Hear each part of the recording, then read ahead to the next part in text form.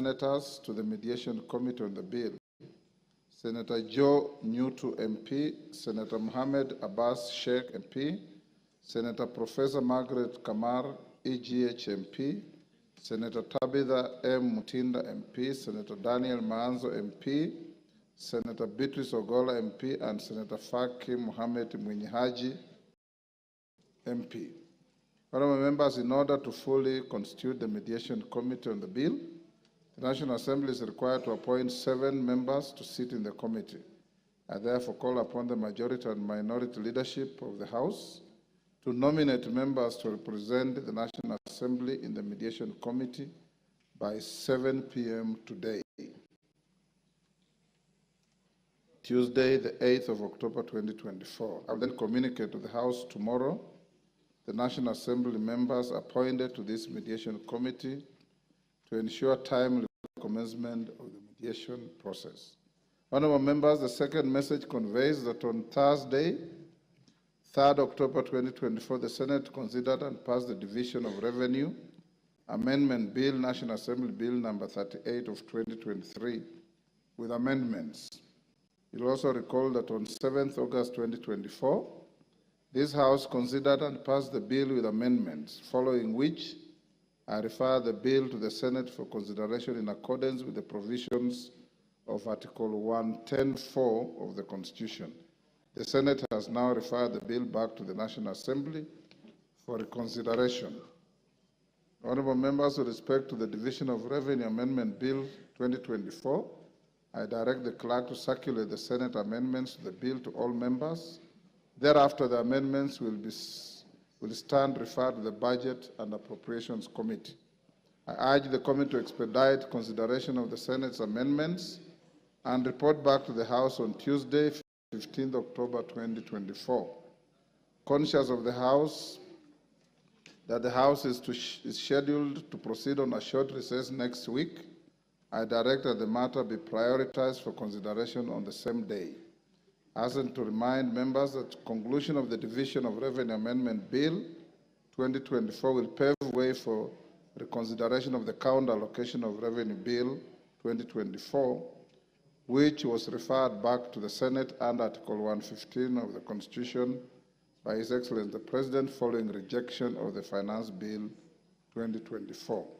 This will facilitate disbursement of the requisite funds to account governments and avoid further stalling of operations of the devolved units. The House is accordingly guided. I thank you. Next.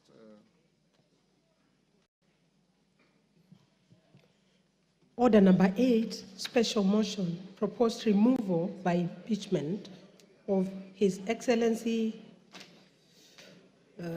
Rigathi Gachagua, EGH, Deputy President of the Republic of Kenya.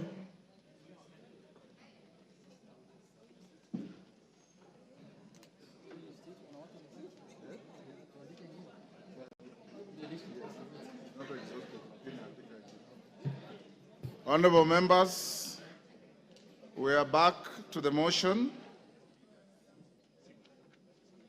So far, so good with the morning sitting. As I directed in the morning, honorable members, we will proceed up to 5. The Deputy President indicated he will be here by 4. At 5, we'll call him and allocate him up to 2 hours maximum. When he finishes, the majority leaders will come in, and thereafter the mover will be called to reply. We have 5 minutes each, and the interest is overwhelming. If we remain with the 5 minutes, you know, not each one of you will have time to speak. The alternative to this, and I don't want us to go that direction, is that after the Deputy President has had his opportunity. This motion has no time cap, but we must finish not later than midnight today. So I want to hear your views. We continue with 5 minutes. And after the Deputy President speaks, I'll go to the minority, majority, and reply, and you go to the vote. Is that all right? Yes. Excellent. At the time we concluded, it was Honorable Kajwang from my left who had spoken. I'll now open the afternoon with the member for Ugenya.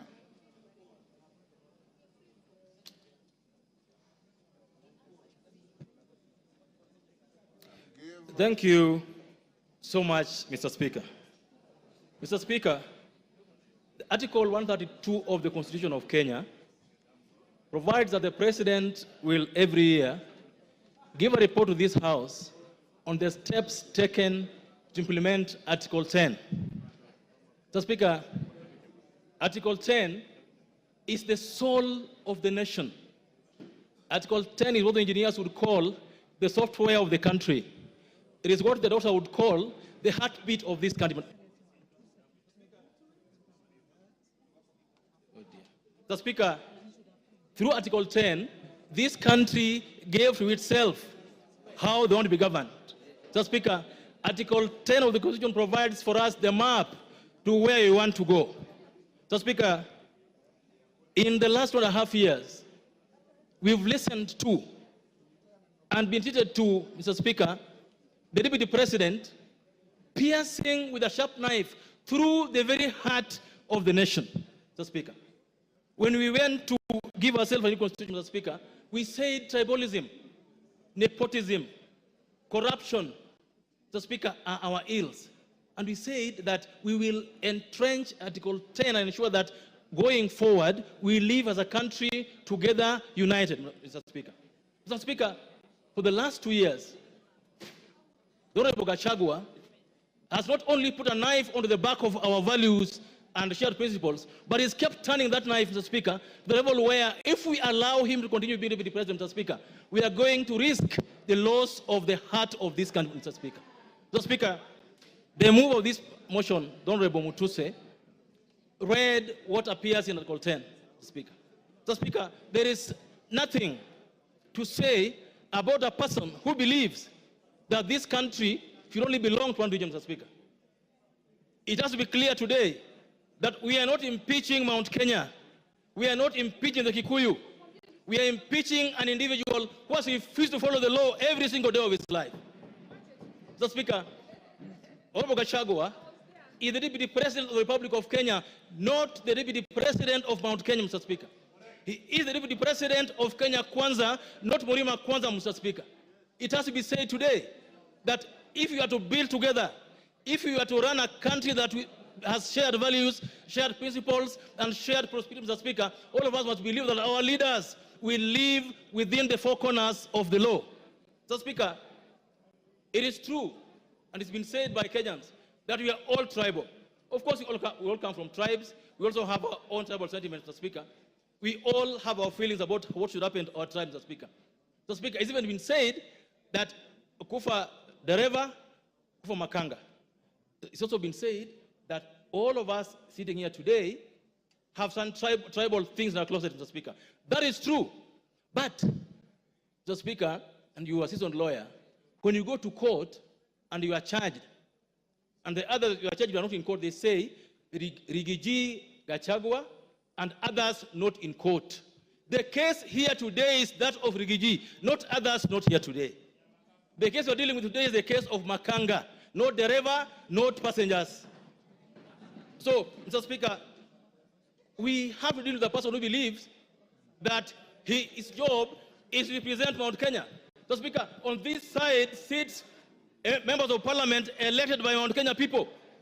On this side sits members of parliament from Nyeri, from Kirinyaga, from Muranga, from everywhere. Those counties also have governors. Nobody appointed Rigiji to be the benefactor. No one appointed Rigiji to be the custodian of Mount Kenya. No one. Because our constitution provides for leaders from that place to represent them. Mr. Speaker, by his actions that are against Article 10 of the Constitution, Mr. Speaker, Rigiji has alienated Mount Kenya from the rest of the country. He is fought so hard to be the Mount Kenya kingpin, Mr. Speaker, and I believe that this House must impeach him so that he can go and be the kingpin of Mount Kenya, not the deputy president of this country. That's what we need to do this afternoon, Mr. Speaker. Mr. Speaker, yesterday I heard him mention the name of our PCS, the name of the Ford Kenya leader. Mr. Speaker, coalition agreements are done. Give him 1 minute. Coalition agreements are done between parties and among parties, Mr. Speaker. And if, for example, MDG where I ran has shares in a government, the shares are for the whole country, not for a tribe or for an individual, Mr. Speaker. Mr. Speaker, today, I must say that we will impeach him. But all of us here today must also soul search that as you impeach Gachagua, have you lived a better life yourself as a Kenyan? Have you lived a better life as a leader? What have you done in your closet that reflects what Gachagua has done? We'll impeach him, but we must also change our ways as a country, from the president down to all of us who lead this country, Speaker. I support and believe that he must be impeached. Commissioner Patrick Makau. Thank you, Mr. Speaker, for giving me this chance. Mr. Speaker, from the onset, allow me to give thumbs up for one Honorable Ecomas Mwengi Mutuse, massive. Mr. Speaker, I give him thumbs up for executing this motion and showing Kenyans that leadership is not about where you come from, who you are, but how you perform your duties. Mr. Speaker, this morning, I've heard many speakers talk to this motion. Mr. Speaker, I agree with the speakers who have said that yesterday and the week before, Mr. Speaker, I've been watching the deputy president of this country doing rallies in town, going to churches, and Mr. Speaker, what we saw on Sunday was different from what we saw yesterday. In fact, Mr. Speaker, I want to advise us, even as politicians, sometimes we should listen to our advisors, and we listen to the right advisors. Mr. Speaker, if I were to advise the deputy president, yesterday's interview was his undoing, and he proved to Kenya that yes, all these accusations that are being leveled to him are really true. Mr. Speaker, I want to confirm to this House, one, despite Article 10, the deputy president, who is supposed to hold the values of this nation, by uniting Kenyans, by fighting against corruption, by fighting against tribalism, he is the one who has championed tribalism through and through. Mr. Speaker, I want to tell you, as a member of Parliament Mavoko, I have spoken the word Kenya many times, more than the deputy president of this country. All what I've been hearing is Murima, Murima, Murima, Murima, Murima. Mr. Speaker, today, I want to tell Kenyans, I know Parliament has been prosecuted, and many words, we've been called names that we are an unperforming house. But today, I stand here as a legislator Mavoko. Mr. Speaker, why am I charging the deputy president to be a tribalist? Mr. Speaker, at one time, I listened to the deputy president on national television saying that he reversed a cabinet decision to reverse the demolitions in Mathare. Why did he do that? He said his people were in Mathare and that he could not sit and see his people's houses demolished. Mr. Speaker, it reminded me when the people of Mavoko houses were being demolished. Personally, I went to him, and Mr. Speaker, I thought he could help me. But the words he used to me are unprintable, and I cannot speak them in this house. Mr. Speaker, today I want to tell him, those people that he was addressing, 30% of the houses that were demolished belong to those people of Murima. They belong to Kenyans. Mr. Speaker, I come from a constituency that is cosmopolitan. Today, as I stand here, Mr. Speaker, we have lost lives. We have had people whose properties had to be auctioned because they had gone for loans for those houses to build. Mr. Speaker, as a legislator, I humbled myself and requested and asked the Deputy President to intervene so that those houses, Mr. Speaker, a parcel of 4,000 acres, 325 acres, I requested him to have the 300 acres where the houses were seated, to have those people even pay to Portland. But the names he called me, Mr. Speaker, I cannot call them here. When I hear someone saying there are things which are not personal, Mr. Speaker, I want to tell them, those people elected me to represent them, and their pains are my pains, Mr. Speaker. Today, as I sit here, Mr. Speaker, the same Deputy President came to Machakos, and he said the Kamba votes are very little, they cannot bring in a president. He went ahead and said the Kamba votes, Kitui, Machakos, and Makueni combined are less than 1 million. I want to remind the Deputy President that the Kamba vote is more than 3 million. I want to remind him that Kamba nation produced Gay who took care of Kenyatta in prison. That same Kamba nation produced Munyao Kisoi, who flew the flag of Kenya during Independence Day. That same flag produced Muindi Mbingu, the former freedom fighter, who is my grandfather, Mr. Speaker. I want to remind him that same Kamba nation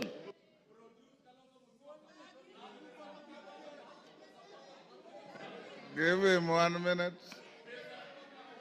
1 minute.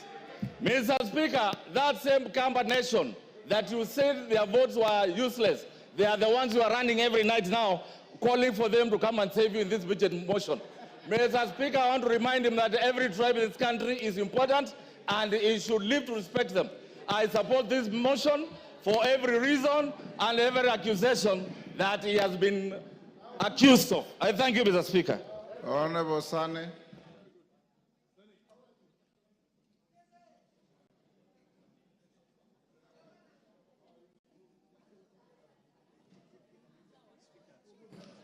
Mr. Speaker, before I want to bring out 3 assertions which are highly distorted, emanating from His Excellency, the Deputy President Gachagua. One, that he is a co-president. In every general election, 6 ballot papers are being issued to voters. And of the 6, 1 is for the presidency, and all Kenyans have voted His Excellency President William Samoei Ruto. I did not, and no Kenyan, voted Gachagua for any position other than being escorting the deputy president to State House. Nobody, the president to State House. He was not elected. So the claim that he had acquired 7.2 million voters is unfounded, unfactual, and is just mere hallucinations, Mr. Speaker. So he's not a co-president, he is just merely an assistant to the president. A second thing, Mr. Speaker, he always talks of being trained in paramilitary exercises or acquired paramilitary training. He is supposed to be a symbol of harmony, a symbol of unity, not to intimidate, not to tell the citizenry that indeed he is military trained. That in itself bespeaks volumes on who his character is, Mr. Speaker. One other thing, yesterday he has made disparaging remarks on the Speaker of the National Assembly and the Speaker of the Senate. The fact that his impeachment is coming in front of this House today and thereafter proceed to the Senate, it wasn't befitting for him to speak disparaging, derogatory remarks on our Speaker and the Speaker of the Senate. On to the impeachment motion, Mr. Speaker. Article 150, I think the threshold has fully been met in impeaching the Deputy President Gachagua. His loyalty to the President is questionable. His visits, whenever the President goes out of the country, the Deputy President is never seen to see him off. Whenever the president comes into the country, the second principle is always not available to receive the president. He gives press releases that contradicts the president, talks too much, giving epithets that make our president, demean our president, projecting our president a liar on several occasions. Yesterday, all Kenyans have heard that it is His Excellency the President Ruto who taught me how to respond to civil servants, how to address intelligence officers like Nurdin Haji, like the CID officer Amin. That in itself depicts lack of respect for the presidency. Mr. Speaker, it is clear in our constitution that he is the second in command as espoused in Article 147.3 as read with 134. This he has failed.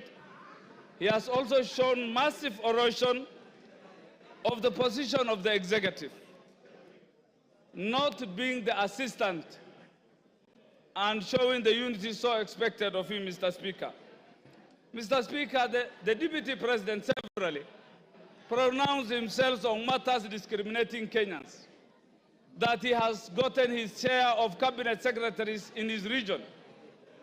Cabinet secretaries belong to all Kenyans, and I think that doesn't befit. He has addressed public servants in public, and in all aspects, he has violated Article 232, which is the same principles that is expected for the executive. Finally, Mr. Speaker, he also talked ill of public participation. The courts have declared themselves that public participation was well done, and yesterday it was clear that he was contemptuous that the public participation done by the National Assembly did not meet the required threshold, and that, I believe, is also being so contemptuous of this House. With those few remarks, I support the impeachment. Thank you. Rafael Wanjala.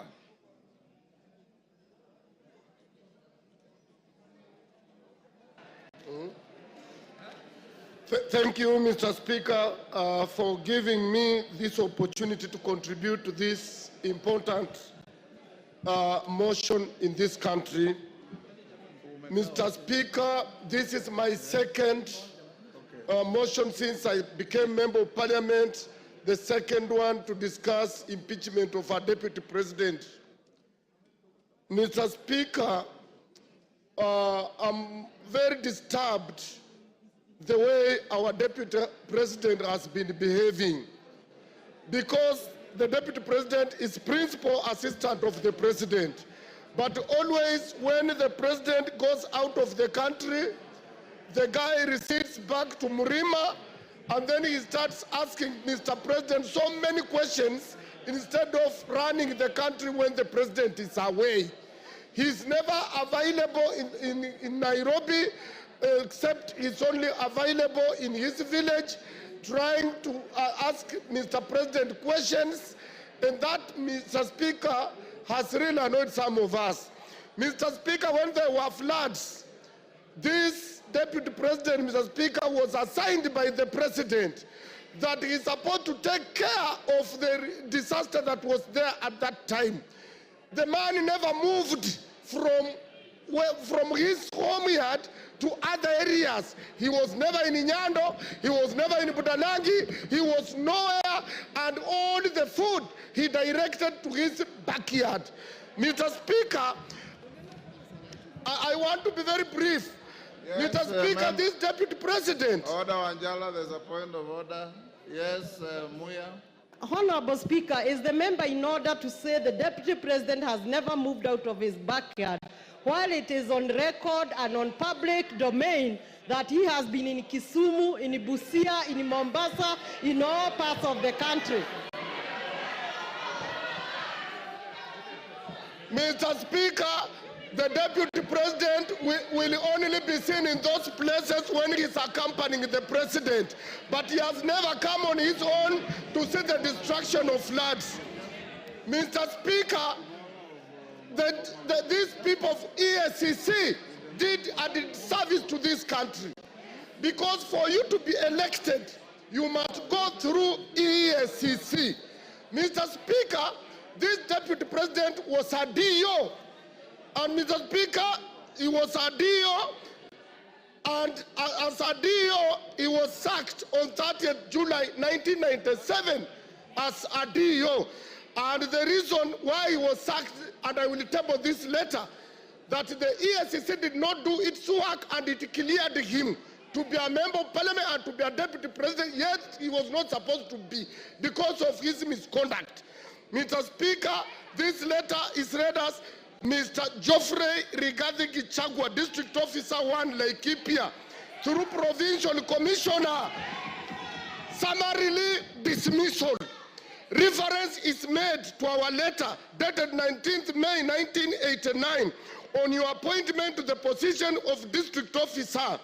I and your response statements to show cause for gross misconduct, desertion of duty, and reported mismanagement of relief food for Laikipia District. These are thieves. In this regard, we wish to notify you that your employment contract has been terminated forthwith. Consequently, you are required to report to the Rift Valley Provincial Commissioner for handover and clearance. This was signed by Queen Rua. Mr. Speaker, this was a wrong man to be in this office in the first place. This one, for Kenya to grow, Gachagua must go. To stop tribalism, Gachagua must go. For Kenya to unite, Gachagua must go. I tabled the letter and I support the motion. Kagusha. Honorable Speaker, Honorable Kagusha. Honorable Speaker, Honorable Raphael Wanjala has produced a photocopy of a document that we cannot get its authenticity. Honorable Speaker,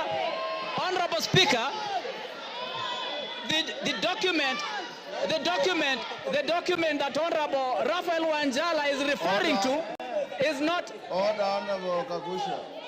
Order. Take your seat, Honorable Kagusha. Honorable Kagusha, first, from where you are sitting, you have not seen the document. Secondly, the Speaker is fully conversant with the rules of admissibility. And I'll look at the document and I'll direct you on how to use it. I thought I had given you an opportunity to contribute. You are going at a tangent that is totally unnecessary. If you want to contribute, that is what I had given you. If you are not ready to contribute, I give somebody else. Thank you, Honorable Speaker. I want to stand, and I stand guided. Honorable Speaker, I want to stand to oppose the motion to impeach the Deputy President. Honorable Speaker, the reason why the new constitution brought about the issue of having a deputy president position, which is not an appointed position anymore, but a position that the president and the deputy would be conjoined together at the point of election, is so that the two of them can be able to work together. And that is what the country desired. That is what our people of this Republic of Kenya voted for in 2010 in the new constitution. Honorable Speaker, I want to believe that when we have been able to get the two of them, we should be able as a country, as much as practically possible, ensure that whatever misunderstanding and whatever differences that may appear or may exist between the two of them, yes, Kagombe. We get... Kagusha, hold. Honorable Gigi Kagombe, what's your point of order? Mr. Speaker, is the honorable member in order to disparage the Constitution and mutilate it in the manner he is doing by disputing the provisions of Article 150 of this Parliament to remove a sitting Deputy President?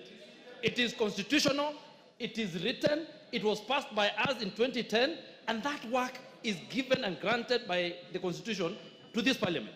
Therefore, the fact that the president and the deputy president were elected together doesn't stop the provisions of Article 150. So therefore, he should withdraw. Honorable Speaker, you know there's a reason why Honorable Kagombe is called Kagombe and not Kigombe. It's because a small cow jumps before he jumps, you know, a small calf. Honorable Speaker, Honorable Speaker, Honorable Speaker, Honorable Speaker, Honorable Speaker, you know. Take your seat. Order. Order, honorable members, order. Order. Honorable Kagusha, take your seat. Order, honorable members, order. Honorable Kagusha, you are here the whole morning, and I did direct to the House. Order. Order. Order, Nabuin, take your seat. Honorable members, we have done very well since morning. This may be an emotive motion, but as leaders, leave your emotions at that door when you come to this House. And I want to encourage you, honorable members, Honorable Kagusha, treat your colleagues the same way you would want them to treat you. Don't make any disparaging remarks. Don't purport to misinterpret the meaning of the name of a colleague, because that's not your duty. We just withdraw and apologize to Kagombe and proceed with your contribution. Thank you, Honorable Speaker. Honorable Speaker, I want to withdraw the naming of Honorable Kagombe and apologize, Honorable Speaker. No. Honorable Speaker, I also hope that you have noted the Honorable Amombi has hit me with a bottle of water. Honorable Speaker, and that is unparliamentary. Is that unparliamentary that another honorable member should rule? Order. Honorable Amombi, did you throw a bottle? Take your seat. That is very unparliamentary. Take your seat. Amombi.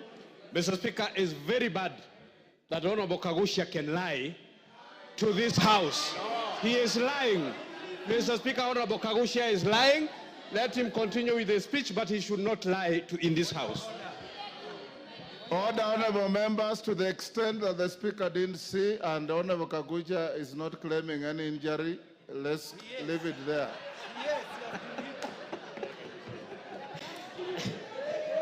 Honorable Speaker, I am of the opinion we have a respectable gentleman by the name Henry Kissinger, and Henry Kissinger did state that the quest for peace and order has two elements that are sometimes treated as contradictory. He said that the pursuit of elements of security and the requirements of acts of reconciliation, if you do not and if you cannot achieve both of them, we will not be able to reach either of them. The road to diplomacy, Honorable Speaker, Henry Kissinger did say that may appear complicated and frustrating, but progress to it requires both vision and the courage to undertake that journey. Honorable Speaker, I'm of the opinion that when we have our two senior-most gentlemen in this republic having such kind of a disagreement or an issue that is a misunderstanding, we should seek the way of reconciliation. The way I see us doing now, we are just following on the issue of security. We are looking at the issues of removal, yet we are not pursuing a very important goal in this, and that is reconciliation. And for that matter, Honorable Speaker, I am of the opinion that we should seek a way that we can be able to bring the two gentlemen together. Honorable Speaker, you know that in the past we have brought an elder by the name His Excellency Obasanjo. We have brought Senator Kuhn from US. We have even had a gentleman by the name Museveni, His Excellency Museveni, who have in the past mediated when our two senior-most leaders in this country have disagreed. And for that reason, yes, Honorable Speaker. I want to remind you that you have even had Kofi Annan in Kenya. I'm of the opinion that we should have gotten away. Hold Kagusha. Yes, Shimba. I want to inform Honorable Kaguchia that by any dictionary that is known in this world, Honorable Speaker, I did not ask for information from Honorable Omar. Just relax. Order. Honorable Speaker, I do not desire to have any information from Honorable Your information, take your seat. Finish up. Thank you, Honorable Speaker. So, Honorable Speaker, I would like to complete my statement. Yeah, finish up. Give him a minute. Finish up. Time is up. Give him a minute. Thank you, Honorable Speaker. I would just like to complete my statement by saying that I wish that as a country, we are able to come up with a mechanism in which we can be able to bring our senior leaders when they have a disagreement in such a way that they can be able to reconcile and agree. Because, Honorable Speaker, even when we open the Pandora's box of impeachment, Honorable Speaker, we are going to be opening something that we may not be able to contain. We are now likely to have many impeachments coming to this House because we have started something that, Honorable Speaker, sometimes we are not able to contain in coming days. Thank you, Honorable Speaker. He's off the floor, Jeanette, so you cannot raise. Mr. Speaker, I wanted to clarify that the matter before the House is not a disagreement of anyone. It is a motion that has been tabled by Honorable Mutuse that has 8 counts, 11 grounds. Mr. Speaker, we are discussing a motion that contains 11 grounds. We are not discussing any disagreements of anyone with his wife, with his boss, with his children, with his mother, with his uncle, with his cousin, with his farmer, with his cook. We are not discussing those things, bro. Mama Zamzam. Mheshimiwa Spika, na mimi niweze kuchangia mada ya leo ya kuweza kung'oa mamlakani naibu wa rais. Mheshimiwa Spika. Mheshimiwa Spika, naibu wa rais amekuwa akizunguka Kenya nzima. Na akizungumza, mimi kwanza nilikuwa nauliza Mheshimiwa Spika, naibu wa rais amesahau dawa zake kumeza ama kuna shida Mheshimiwa Spika? Kwa sababu Mheshimiwa Spika, naibu wa rais alikuwa akizunguka kila mahali.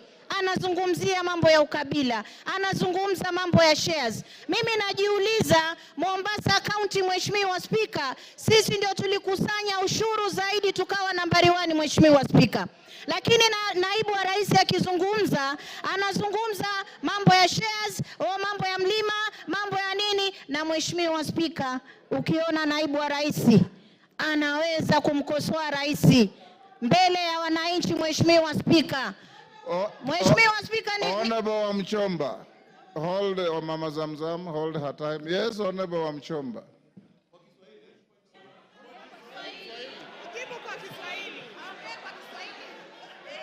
Order, honorable members, order, Honorable Mchomba. Bwana Spika, nasimama kuuliza kama... Order, hold on.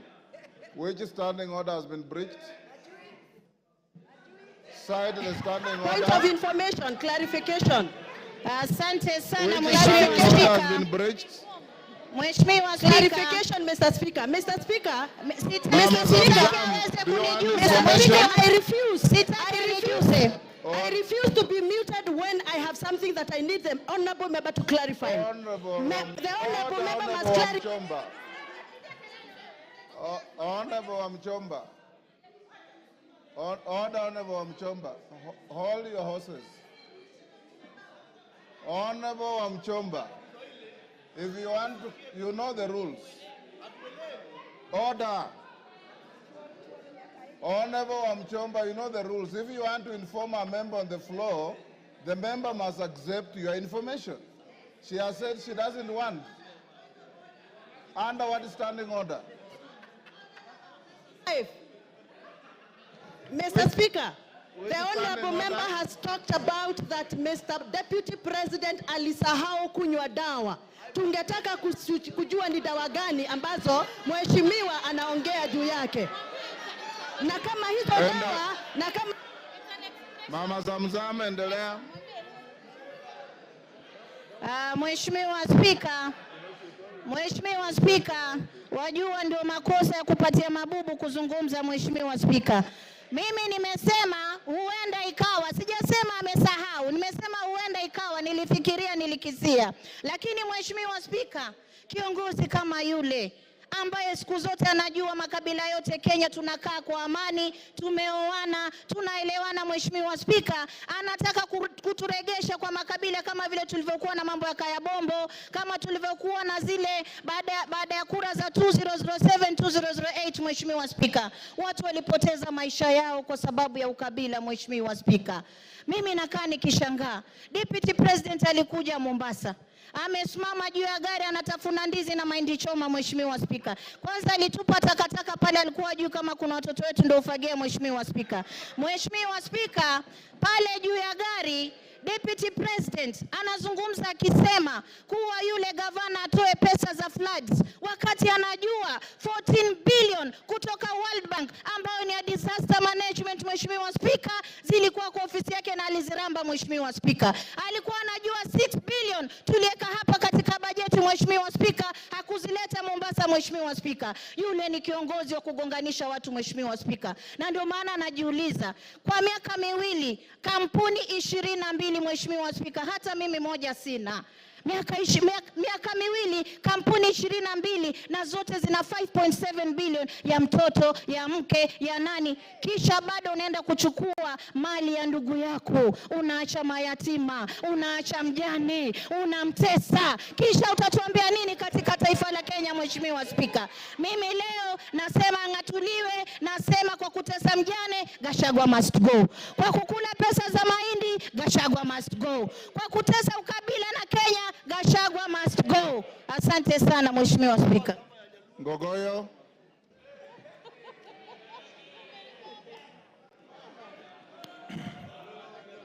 Thank you, Mr. Speaker. Mr. Speaker, sir, I rise to oppose the motion by the Honorable Mwengi Mutuse, Member of Parliament for Kibwezi West. Mr. Speaker, I, representing the people of Kajiado North, Mr. Speaker, I have gone through the motion and the issues that Wakili Mwengi Mutuse has raised. And Mr. Speaker, I pick on a number of issues that I would want to draw the attention of this House to. Number one, Mwengi Mutuse says that all we need to do is to just believe the things he has tabled here are true. We cannot believe what he says is true. We have to cross-examine. We have to look at them properly. Mr. Speaker, I have gone through the evidence that he has provided on some of the issues.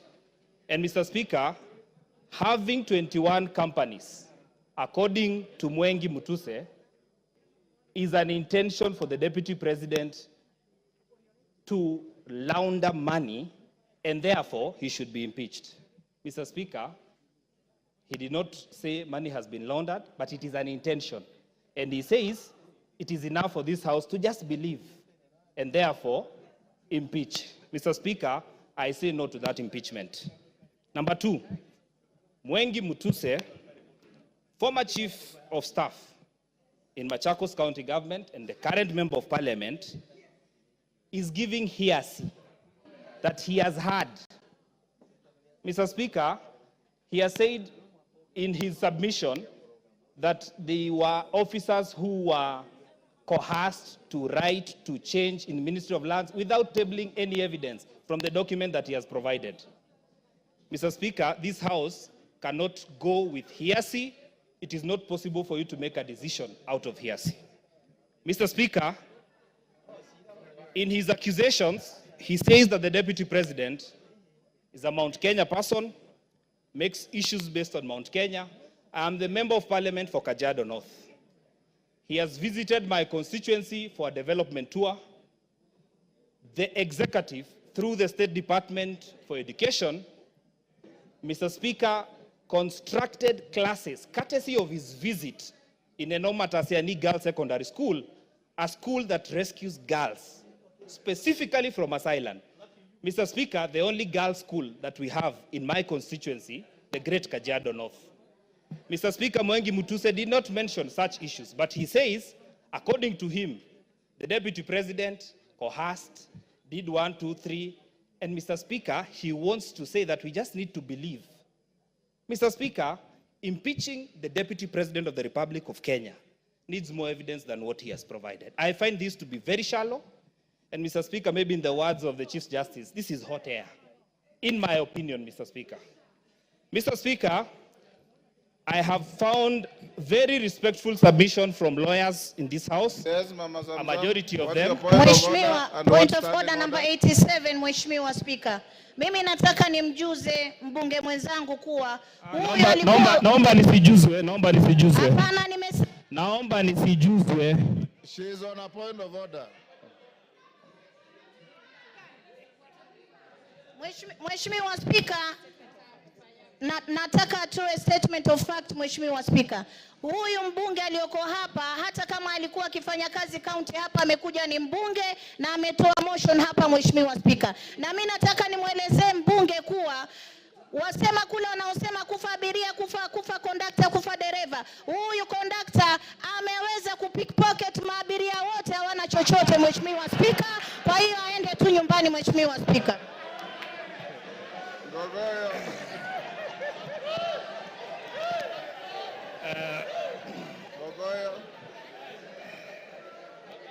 Thank you. Thank you, Mr. Speaker. Yes. I choose to stick to content. Your time I is choose up. to stick to matter. Go on. I choose to ignore the honorable member. Mr. Speaker, I therefore want to submit to this House that, Mr. Speaker, when a whole deputy speaker of this assembly goes to a public function in Nandi and says that I will oversee the impeachment of the deputy president, and comes to this House and is expected to vote, do you expect fairness?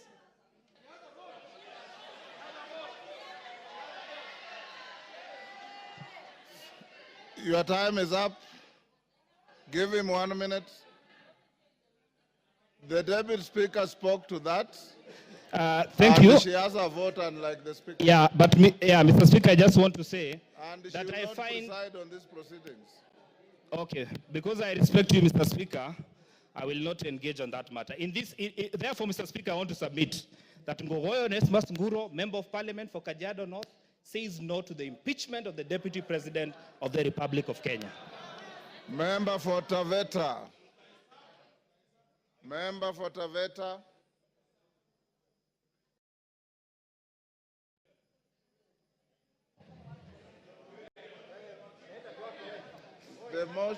The mic is there. Is it working?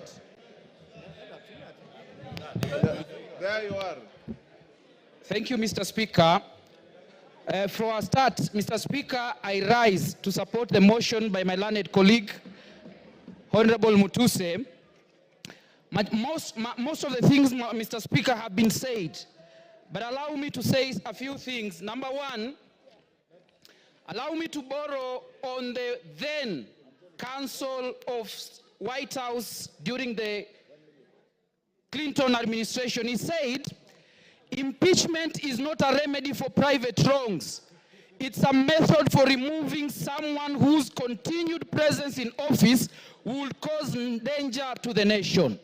Mr. Speaker, my position is the continued stay in office of the Deputy President Rigathi Gachagua is a threat to the nation of Kenya. I continue by saying this, Mr. Speaker. Between 1963, when we got independence, we had a vice president in the name of Jaramogi Oginga Odinga.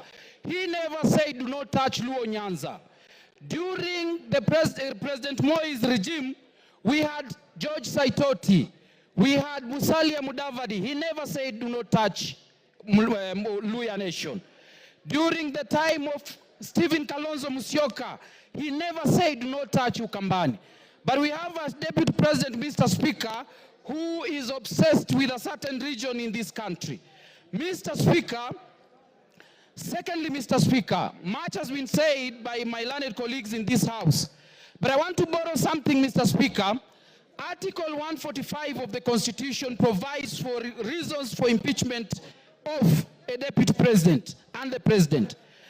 The case of this during Sonko's impeachment, the Supreme Court laid certain guidelines and said that the question as to whether or not there is a violation of a constitution should be guided by certain principles. Number one, whether there is interference with the constitutional functions of the legislature and the judiciary.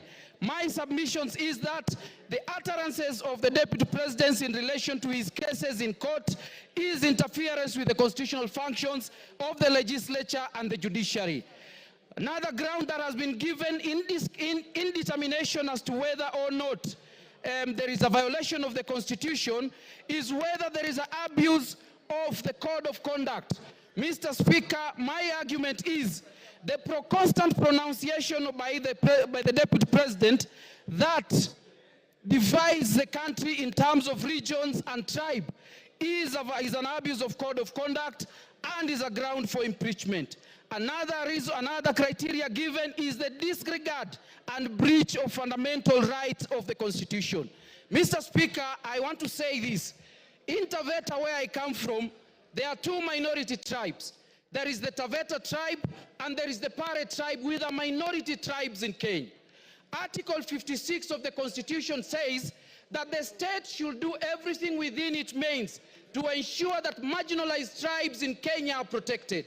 Mr. Speaker, the pronouncement of the Deputy President about a certain region without considering the Tavetas of Taveta or the Pares of Taveta is a violation of fundamental rights and freedom as guaranteed by Article 56 and is a ground for impeachment.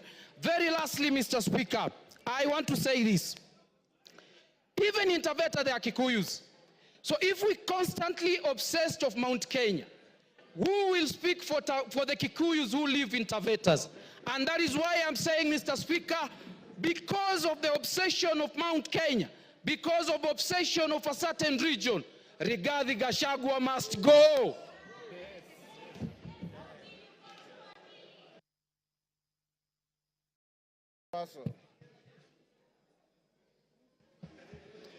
Thank you very much, Honorable Speaker.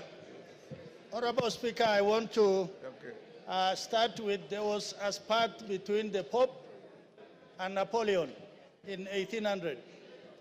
And this is what Napoleon asked the Pope. Pope, how many divisions do you have? Then the Pope replied, I have the Catholic Church. Honorable Speaker, yesterday, during the interview, the Deputy President came up strongly to almost insinuate that this Parliament is a bunch of clowns. But this Parliament is guarded by so many things. But the very important instrument this Parliament wields is this thing called the Constitution. It is the supreme law of the land. Honorable Speaker, one of the reasons why the Deputy President must be impeached is the issue of national unity. He came on public stage to talk about one issue that eventually will discriminate the minorities. One man, one vote, one shilling. That is important in the way he says. But in a sense, the regions that are behind, that are discriminated, that are marginalized, will continue to be behind. Honorable Speaker, Article 56(a)(1). It talks about minority groups, why they must be in government, why they must be represented. Honorable Speaker, this country must move forward, and it must move as one nation, one people. We are of different nationalities. It is the Deputy President who stood in a public place to say that the problem of this country is the Somalis. The Somalis are part and parcel of this nation. They have done great contribution to this country, and they cannot be excluded for anything. Honorable Speaker, the second issue why the Deputy President must and he has to leave that office is on the matters of national security. He is privy to National Security Council meetings. He attends. Sometimes he could chair. For him to come out and divulge those information to public of need-to-know basis, then it means he has crossed the red line. Honorable Speaker, the third issue is Article 147. The Deputy President is the principal assistant to the President. And sometimes when the President is away, he's delegated to be the President. This happened in the 11th Parliament when Uhuru Kenyatta was attending ICC. And he wrote down that President Ruto will act on his behalf. It can happen even this time. If we have a president who is already determined to discriminate some parts of the country, then how do we trust him with power? Honorable Speaker, lastly, he is not assisting or supporting the president. Finance Bill 2024-25 was thrown out by Parliament, was thrown out by the people. Not that people didn't want it, not Parliament didn't want it, because he never supported it. He kept on campaigning against the finance bill. For those reasons, Honorable Speaker, I think the Deputy President must be impeached. Thank you, Honorable Speaker. Farah Maalim.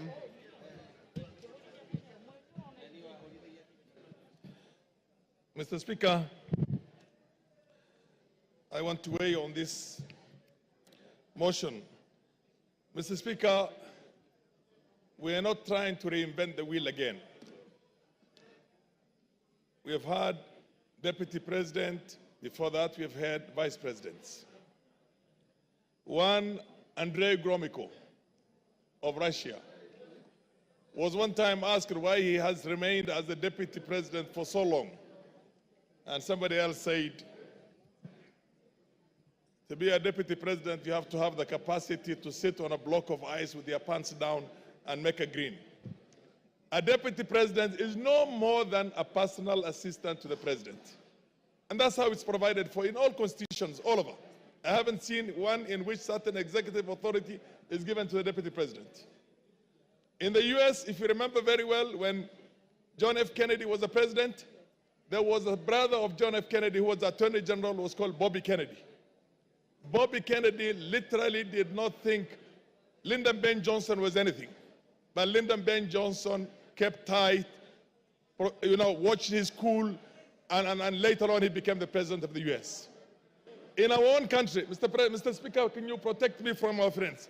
In our own country here, I know many of you are not my age, you're younger than me, but a good number of you are also either my age or slightly older. When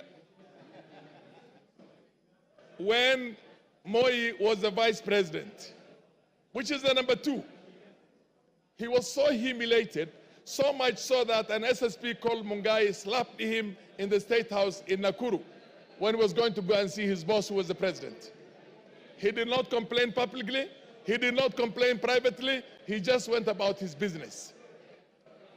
If you remember very well, when Kibaki was the Deputy Vice President of this country, which is number 2, he was dropped from being the number 2 and appointed a Minister for Health in the Moi government. He went to the President, thanked him for giving him the opportunity to be his vice for 11 years. Mr. Speaker, can you protect the House? It's too much sound.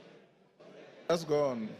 He thanked him for giving him an opportunity to serve as his assistant or as the Vice President for 11 years and took up his job as the Minister for Health with a gusto and did a fantastic job as one of the best health ministers we've had in this country.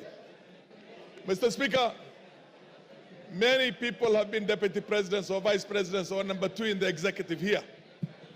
I am glad I have been vindicated because about a year ago, I had said that Rigathi Gachagua is the worst number 2 in the history of this country. And I'm sure now I'm being vindicated. Order. Order, members. Order, member. Is that Masara? Yes. Maintain your silence. Carry on. I said exactly 1 year ago, Rigathi Gachagua is the worst number 2 in the history of this country, whether a vice president or a deputy president. I'm glad I'm vindicated today. I remember when we had almost a collapse of the state and the nation in 2008, and we had the national accord on the floor of this house, and you were also a member of parliament. Raila Odinga was made the prime minister of this country. There was Raila Odinga, and there was also Kalonzo Musyoka, who was the vice president. Technically, in law, Raila was supposed to share 50-50 power with President Kibaki, but he was happy to say that he will support the president. And he supported the president until the term was over. I mean, that is what it's supposed to be.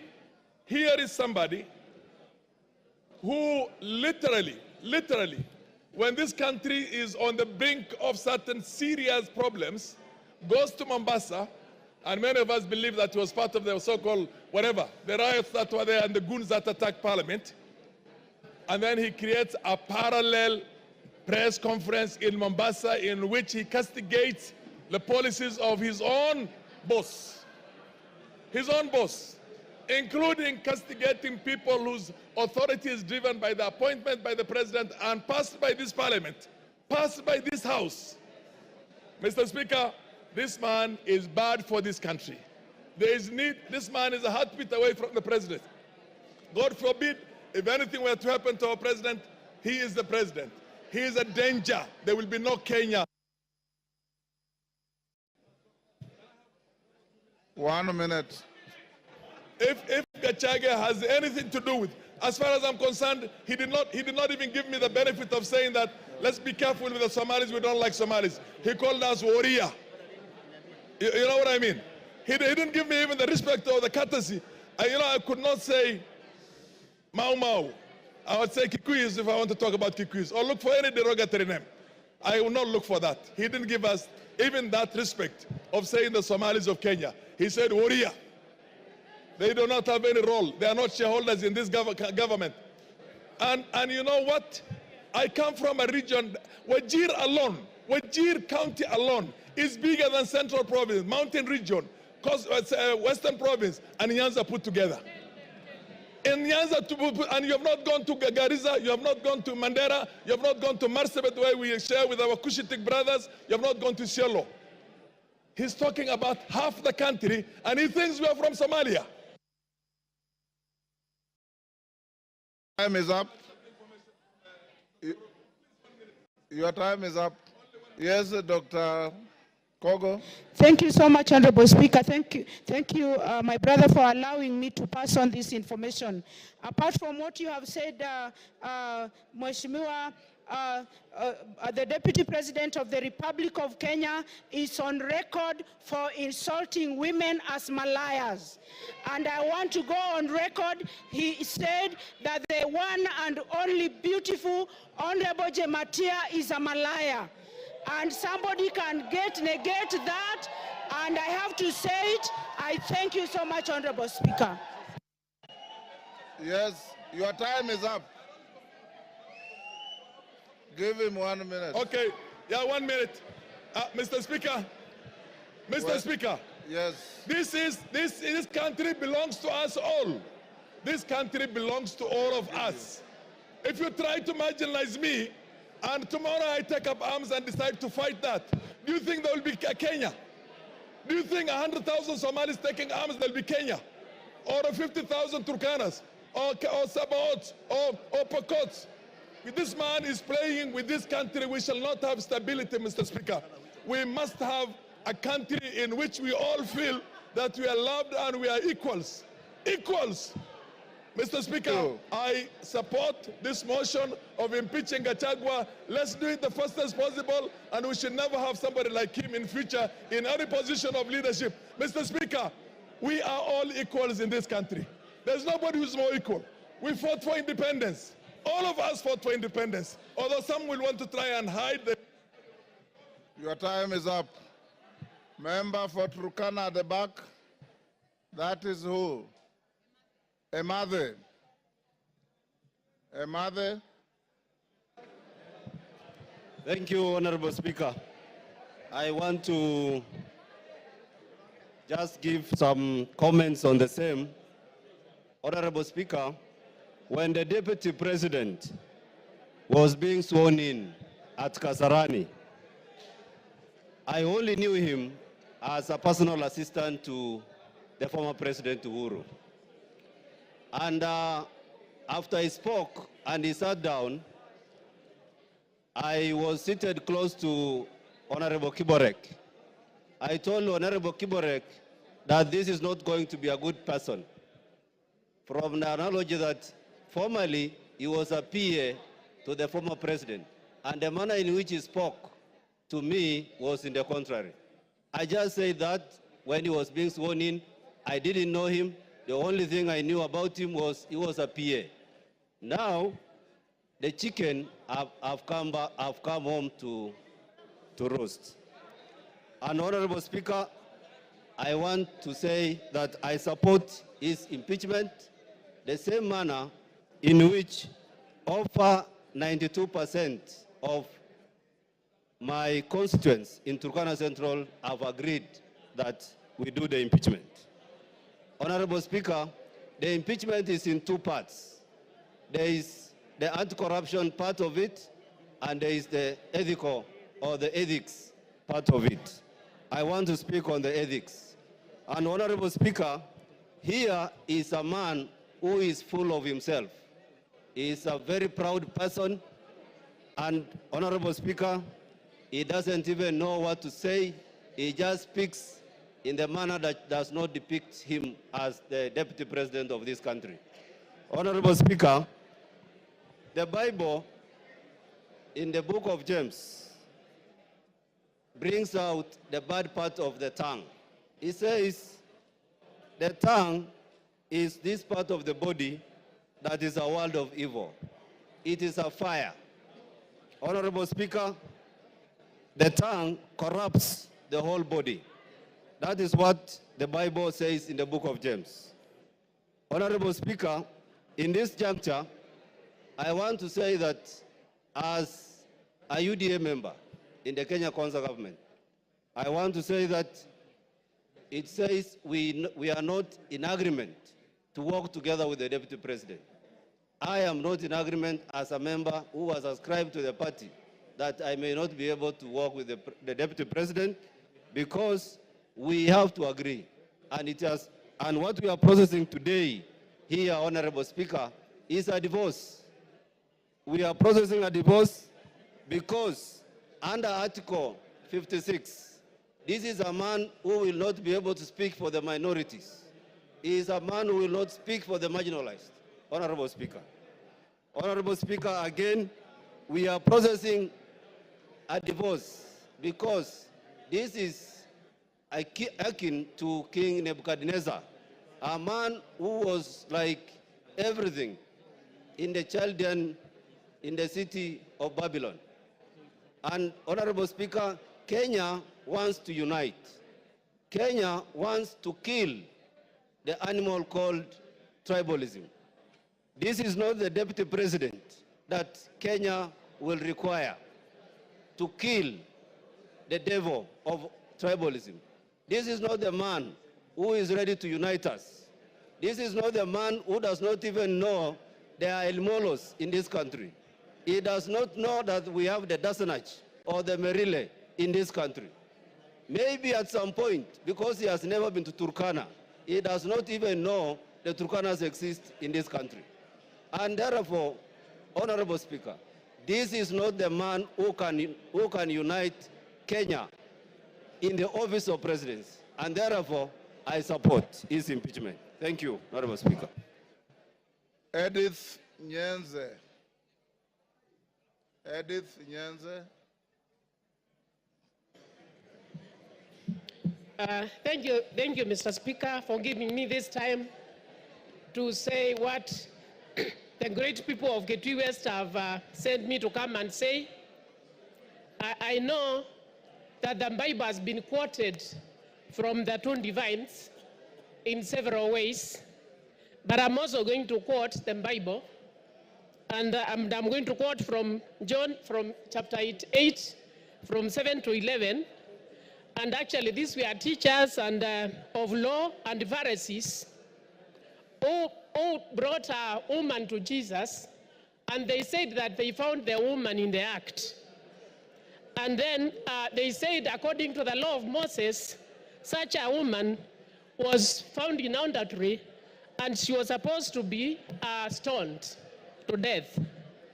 But what Jesus told them, he told them that if they do not have sin amongst themselves, they should be the first ones to cast the stones. But what these people did, they just looked and ran away. So, Mr. Speaker, I'm saying this scripture actually highlights the importance of forgiveness and mercy, and challenges the self-righteousness and hypocrisy. Actually, what I want to say is that there is also reconciliation. Reconciliation should be given room. Dialogue should be given room. If there was dialogue with a former prime minister, there was handshake with a former prime minister, why not give dialogue to even the deputy president? So give dialogue, give reconciliation for the peace of this country. What the people of Gitui West told me is that they have more pressing issues. They have more pressing issues than this impeachment. And therefore they told me to say no to this impeachment, that they should be sorting their problems first before we even come to this impeachment. We have only 3 years to go before the end of the term. So why breach the peace? So whoever is righteous, let them be the first ones to cast the stone. Thank you. Honorable Kororia. Honorable Kororia. I will give you. Kororia. Thank you very much, Honorable Speaker. And I stand to support this special motion.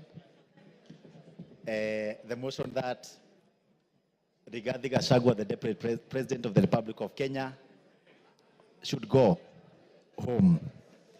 Honorable Speaker, I can remind this House that during the swearing-in ceremony at Kasarani, the Deputy President humiliated Uhuru Muigai Kenyatta so badly before the nation and the visiting dignitaries in the Republic of Kenya. That was not enough, Honorable Speaker. After 3 months, he started attacking young people in Mount Kenya region, calling them Mongeki, to an extent of attacking Maina Jenga and calling him the leader of Mongeki, Honorable Speaker. Later, Honorable Speaker, he was not comfortable and satisfied with that. He went ahead to refer to the members of parliament from Mount Kenya region as Gakonia and Kunda Gotome and Komereras, Honorable Speaker. That is not acceptable, Honorable Speaker, because we all come from the same region and we are elected by the people. He went ahead, Honorable Speaker, to attack Raila Odinga and the Azimio fraternity, and saying that he has put Mitego so that they will not enter State House. And he was supposed to put Mitegos so that they don't enter Karen residence because he's not a president. Honorable Speaker, I want to say that we do not have 2 centers of power in the Republic of Kenya. We only have 1 president, and the sentiments of Rigathi Gachagua that they were elected together with President William Ruto is a lie. The person who was elected is the president. Gachagua was just a running mate, and there were no votes for a running mate, Honorable Speaker. Finally, yesterday during a press briefing, Rigathi Gachagua referred to this Honorable House as a theater of the absurd. And he's coming to this same house today. I don't know whether you are going to compel him to substantiate if he's coming to a theater or Parliament of Kenya. With that, Honorable Speaker, I'm saying Gachagua must go. Karoli Omondi. Thank you very much, Right Honorable Speaker. I rise to support this special motion of impeachment against the Deputy President of the Republic of Kenya. Mr. Speaker, when the wheels of fortune have enabled someone to rise to high eminence, such as the office of Deputy President, so much is expected of them. Unfortunately, from my own personal interaction with the Deputy President, and shortly I will give some examples, I feel he has fallen short of the expectations of that high office. I first came across Mr. Rigathi Gachagua in the late 80s when we were at the university. And as a matter of fact, he was ahead of us, and I think he was heading one of the district student organizations. He had cleared university, but he had not exited. In other words, he had become a pirate. That was the terminology we used then. He was residing in some place called State House Residence. And what I used to hear about him was not very impressive.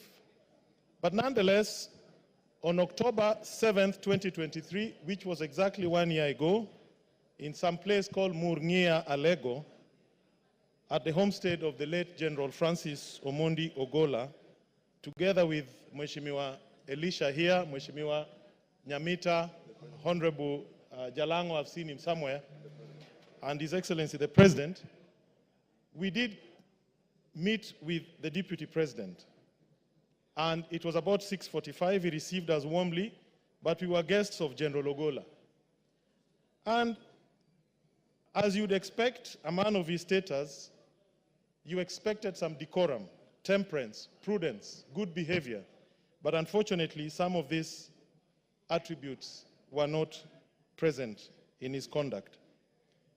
The Deputy President on that occasion did stand up and tell the President to our face that he had come down to get him from the Nyanza tour that we were undertaking, and that he had no business staying for too long in Nyanza.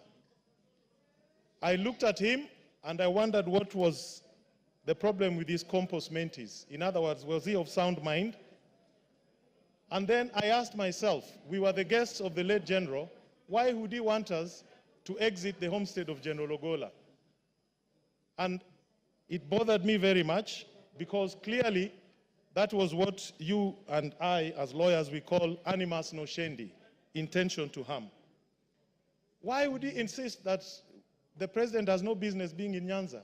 He said it to our face 3 times, interrupting General Ogola when we were being briefed about the attack that had just been conducted by Hamas on Israel. That was my first time to interact with him very closely. The second time was on April 30th, 2024. No, 28th April 2024, this year, when we had floods in Suba and several people died. I did communicate with him by way of text. I sent him pictures, including that of a gentleman who had lost 3 children. And I asked him to avail to me the state resources that I could use to alleviate the pain and loss of my people. He did not respond. He did not call back. He did not show any interest. On 30th April 2024, I did contact Honorable Kagushia, who was sitting next to him at a rally in Nyeri. And I saw Honorable Kagushia whispering to him my message. And they texted me back that the Deputy President would come back to me. He never did. On 6th of May 2024, I again reached out to him in his capacity as the coordinator of relief. He did not respond. I support this motion, and I want to say this. What I found with Honorable Gachagua is lack of education. Obama says, education is not a name of any degree or certificate that can be shown to others as proof. Education is the name of our attitude, actions, language, and behavior with others in real life. I'm on behalf of people of Suba South, I am supporting this motion, and I want to inform the House, our role today as a grand jury is not to establish beyond reasonable doubt any of these charges. Our role is very simple. Our role is to say we have found triable issues, frame the charges, leave that trial to the Senate. And once we do that, we shall have discharged our duty. Mr. Speaker, I fully support Thank you. Your time is up. Kanjori.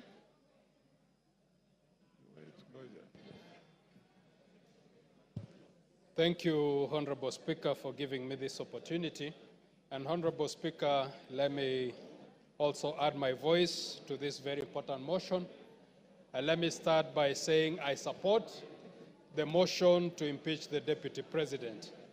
Honorable Speaker, it should be understood that this is a motion that this House is making an attempt to save this country from a bad, divisive leader. Honorable Speaker, and allow me to thank the mover of this motion, Honorable Mutuse, for the courage that he has shown and the 291 members who have signed this motion. Honorable Speaker, I say the courage because, Honorable Speaker, for a very long time, Kenyans have been watching helplessly, including the President of this country. They've been watching helplessly the Deputy President moving around this country, dividing this country into shares and dividing this country in tribal lines. Honorable Speaker, let me say my reasons for supporting this motion. First reason, Honorable Speaker, in 2022, the country suffered a very bad drought. And the government responded by giving relief to the pastoral communities whose families, most families were left without able to feed their families. Honorable Speaker, the Deputy President took most of that relief food to areas that were not affected by drought. Honorable Speaker, Kenyans should understand that this is not a motion or an impeachment against a tribe. It is a motion to impeach an individual who has shown, to use the majority leader's word, a black man with a black hat. This is a man who has shown that he does not care about the country, but his interest is in a small region. But it is actually interest that is driven by self-interest. It is not that he loves that region. We have seen that what he has amassed wealth for himself and not for the region. So, Honorable Speaker, I support. Thank you. Wamshomba.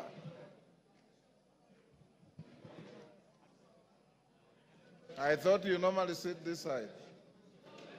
Thank you. Yes. The temperatures there are too high. Mr. Speaker. Go ahead.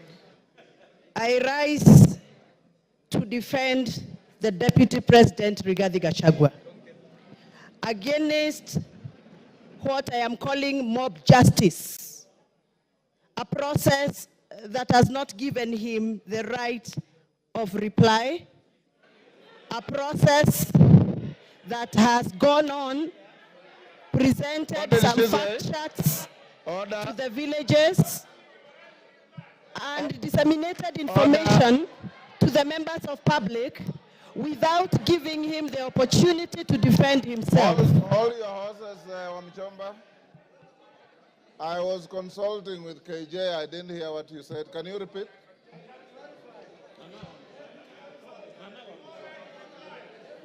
Can you repeat what you said? I can't hear you, Mr. Speaker. Repeat what you said. I didn't hear. I was consulting with Honorable Member for Dagoretti. I have said I rise to defend the Deputy President, the Honorable Rigathi Gachagua, against a process that I feel, personally, as my opinion, it is mob justice against the Deputy President because he has not been given the right of reply before we went for public participation. That is what I've said. Honorable Wamchomba. According to the standing order here. Honorable Wamchomba, that is neither factual nor legal, because the Deputy President is appearing before this House at 5. So be factual. Mr. Speaker, yes. Please allow me to execute my point, then you can guide. Procedurally, Mr. Speaker, the fact sheets that were distributed in our constituencies had allegations that were read out to members of public as facts. So to me, the fact sheets that were distributed in our constituencies were fact sheets that were communicating facts. But from where I come from, Mr. Speaker, what was typed in those papers was not factual and needed to be interrogated. And I'm glad that the Deputy President is appearing in an hour's time here to come and clear the air. Mr. Speaker, before I defend and I give my submission, I request you to allow me to refer to the Standing Order number 91 on responsibility for statement of facts. A member shall be responsible for accuracy and facts for whatever allegations that comes and disseminates from this House. Mr. Speaker, this morning we were watching video clips on our television in this House. Those video clips that were played in this House were reported speeches that were reported from various media houses in this country. Mr. Speaker, according to the Kenyan Constitution and the Data Protection Act, it is our duty to clarify information before we disseminate and use it for a quasi-judicial process like we are handling today. Mr. Speaker, I would want your guidance whether those media clips that were used this morning in the floor of this House by the mover of this motion, whether those media clips were qualified to be used in this process of impeachment. Mr. Speaker, my other issue is I will be glad that the mover of this motion clarifies that the allegation around the corruption issues on procurement matters have been taken through the right areas of Auditor General so that we can have fact to discuss this afternoon. Otherwise, according to me, the allegations that have been tabled by the mover of these motions are mere mudslinging, they are hearsay, they are gossips, and they must stop. And Mr. Deputy President must continue working for this country with all the energy, with all the labor, and with all the love that he has had. And those that feel that Mr. Deputy President has been biased into Mount Kenya politics, please forgive us, but we must tell you, everybody has their home. The Deputy President comes from Mount Kenya, and every good thing starts from Jerusalem. Even Jesus had to start his good work from Jerusalem. We are the Jerusalem. We shall continue allowing the Deputy President to do the work he's been doing in Mount Kenya, even as he tries and attempts to work in other parts of this country. I have personally escorted the Deputy President in other areas outside Mount Kenya. I know Mr. Deputy President has tried. It is barely 2 years before Mr. Deputy President continues with his work. Please allow him space to work. 2 years are not sufficient. Even for the members in this House know very well, they have also not been able to do what they promised their voters during campaigns. We are all elected members here, and we know we made pledges, and 2 years are not sufficient for anybody to use that as a basis to judge anybody on the performance. I support that the Deputy President be given the opportunity to serve this country, and those that are attacking the Deputy President for working on behalf of the Mount Kenya region, they must also accept that everybody has a village where they come from, everybody has a home where they come from, and every good thing starts from Jerusalem, just like Jesus Christ did. Asanteni sana, and I refuse. The Deputy President is going nowhere. He's going to stay here to serve us as we gave him votes. Thank you very much. Thank you, Speaker. Thank you, Honorable Speaker, for giving me this opportunity to contribute to this very important motion. Mr. Speaker, an English saying goes that a sheep lives its entire life afraid of the wolf, only to be slaughtered and eaten by the shepherd. To the people of Mount Kenya, you know we are farmers. You know we have tea, we have coffee, we have milk, and that is the food crops that we rely on. Mr. Speaker, I happen to be elected as a director of KTDA, where we hold small-scale tea farmers and where we do business for the farmers. Mr. Speaker, we have had a problem, a huge problem, of monies being diverted to the said hotel in Kilifi. Last year, the money that was supposed to be going to distribute fertilizer, 53 million shillings, Mr. Speaker, was diverted to go to personal use at a hotel. Mr. Speaker, as we speak here, as we stand here, the people of Mount Kenya have been burning their tea bushes and factories because we have a glut in Mombasa that has been occasioned by the influence of the Deputy Speaker who was given, by the Deputy President who was charged with the responsibility of making sure that those people who voted the government in benefit and reap from their hard work and their sweat. Mr. Speaker, they will not see the hard-earned money that was supposed to go to their pockets because the Deputy President of the Republic of Kenya, after being charged with the responsibility of making sure that we have guaranteed minimum returns for those farmers, he continued to go and give guaranteed minimum returns to himself and to his family, to his children, to his spouse, and to his colleagues that we have seen they share companies with. Mr. Speaker, as we stand here, we have lost our milk industry. We have lost our coffee industry. You have seen that we have cooperatives where farmers are now stuck with their coffee. Because, again, the person who was charged with the responsibility of making sure that the sheep is safe is the one who went, took a knife, and ate the same sheep.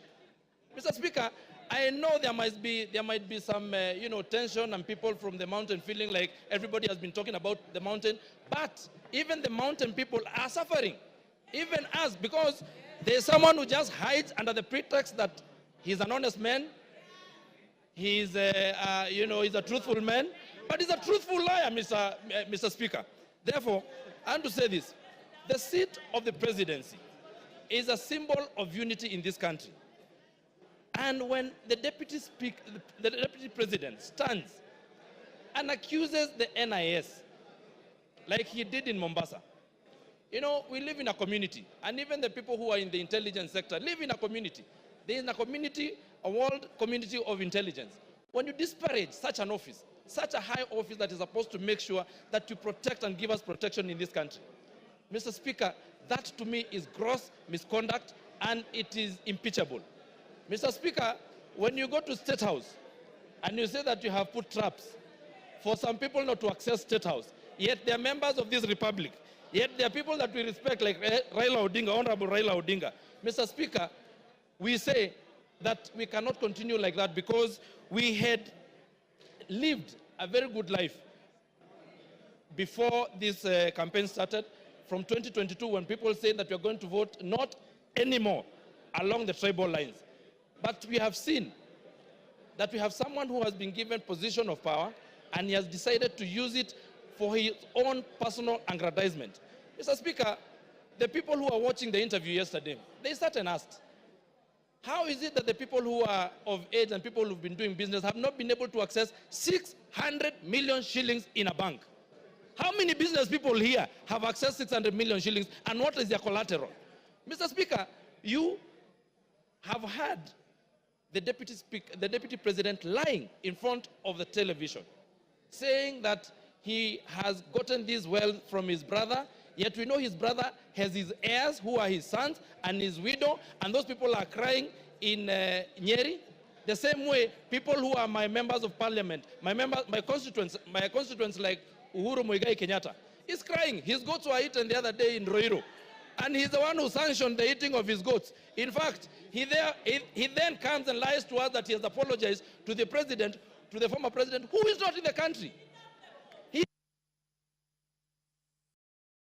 Your time is up. Ken Chonga. Ken Chonga. Asante mstahiki Spika kwa kunipatia nafasi hii nichangie mswada huu ambao uko mbele ya bunge. Mstahiki Spika, mimi sijaokoka na nimesikia wenzangu kila wakichangia hapa wanataja sehemu fulani za Biblia ambazo kwamba zinaambatana na matamshi ambayo wanataka huko yazungumza, lakini kwa kwamba kweli kuna mbinguni na kuna ahera, nafikiria Rigathi Gachagua atakuwa kuni za kuchoma ambao watachomwa. Na kisa na sababu mstahiki Speaker ni uongo ambao kwamba Deputy President ameujaza katika matamshi yake. Jana jioni nilichukua muda wangu mstahiki Speaker kumsikiza hoja ile ambayo kwamba alikuwa anaizungumzia. Ninashukuru kunipa nafasi hii kwa sababu mmoja kati ambaye aliguswa pale ni mimi. Mimi nikiwa mbunge wa Kilifi South ama Kilifi Kusini, ile hoteli ya Gachagua pale mahali imejengwa iko eneo bunge langu mimi. Na yale aliyozungumza bwana Deputy Governor jana ulikuwa ni uongo mtupu. Sorry, Deputy President. Kitu cha kwanza mstahiki Speaker, wakati King Charles III alipokuja ndio aende atembelee kule chini Kuruwitu, alikuwa amekuja kwa mwaliko wa Kuruwitu Conservancy CBO. Na wakati alipofika kwa Kuruwitu Conservancy CBO, mkutano ule haukuchukua zaidi ya dakika 30, akaenda Vipingo Ridge. Ile barabara ambayo kwamba aliomba kwamba itengenezwe kwa sababu angetaka kuhifadhili Vipingo Kuruwitu Conservancy, ile barabara haipitiki. Lakini Deputy President akaona amepata nafasi nzuri sana. Ile barabara baada ya kwamba iende kwa Kuruwitu Conservancy, akachukua ile barabara akaijenga, akiipeleka kwake hotelini, imeshia pale kwa hoteli yake. Na ninaongea kwa sababu mimi pia nimejenga hapo.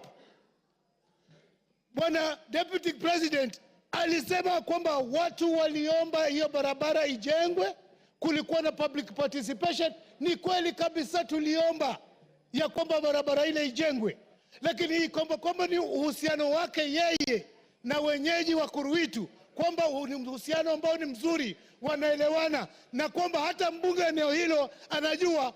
Mimi nasema ashindwe katika jina la Yesu. Siyajui hayo. Sikuhusishwa kuhusu barabara ambayo alimepeleka kwa hoteli yake. Tatu, bwana Speaker, Mheshimiwa Speaker, Deputy President alisema ya kwamba barabara ile inafaidi watu wengi sana ambao kwamba wanaishi maeneo yale. Akataja kwamba kuna Vipingo, Shariani Secondary School. Mimi ninajua mahali Shariani Secondary School ipo, wala haifaidiki na ile barabara. Akataja kuhusu Shariani Primary School. Shariani Primary School ukitaka kuaccess unaipata kwa hiyo main highway ya kutoka njia panda ya kutoka Mtwapa kuelekea Kilifi na kuelekea Malindi. Kusema ukweli kabisa, yale aliyokuwa nazungumza kuhusu wekezo ule ni wa uongo. Tatu, ile nyumba ambayo kwamba ilikuwa ni ndugu yake, sisi tulijua toka ilipokuwa zamani.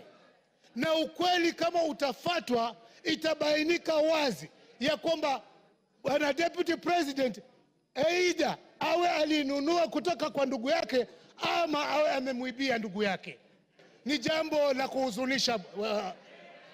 kuhuzunisha.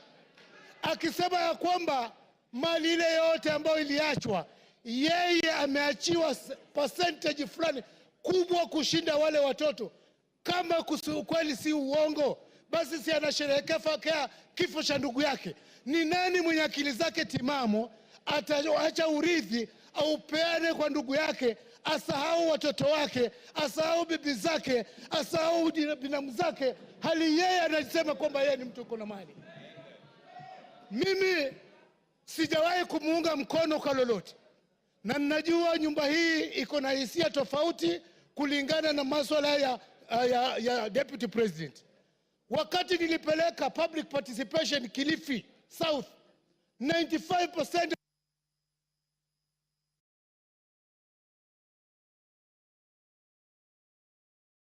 Give him 1 minute. Na asante sana mstahiki Speaker. Na asije akasema ya kwamba yeye alichaguliwa na watu sijui milioni 7, na ukweli wa mambo ni kwamba sisi ambao tuko hapa kama wabunge, sisi ndio tuna represent wale watu ambao walitualika pale. Kwa hivyo asiseme kwamba sisi hatuna uwezo wa kutoa amri au mamlaka ya kwamba yeye agatuliwe mamlakani. Langu ninasihi, wakati umefika. Unajua Mungu akitaka kukumaliza hukuweka kichaa. Mimi sijasema kwamba deputy president akona kichaa. Ninasema tu ya kwamba matamshi yake kama hata chunga yataelekeza kwamba tumshuku katika akili zake. Asante Musaiki Speaker. Bashir.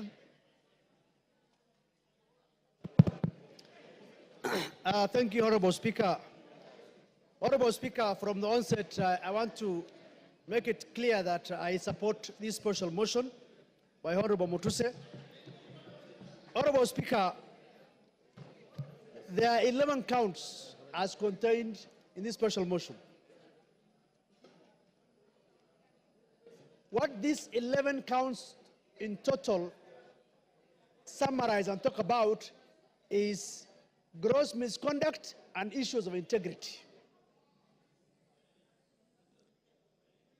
The holder of the office of the Deputy President is not a small man. He is just a heartbeat away from the presidency.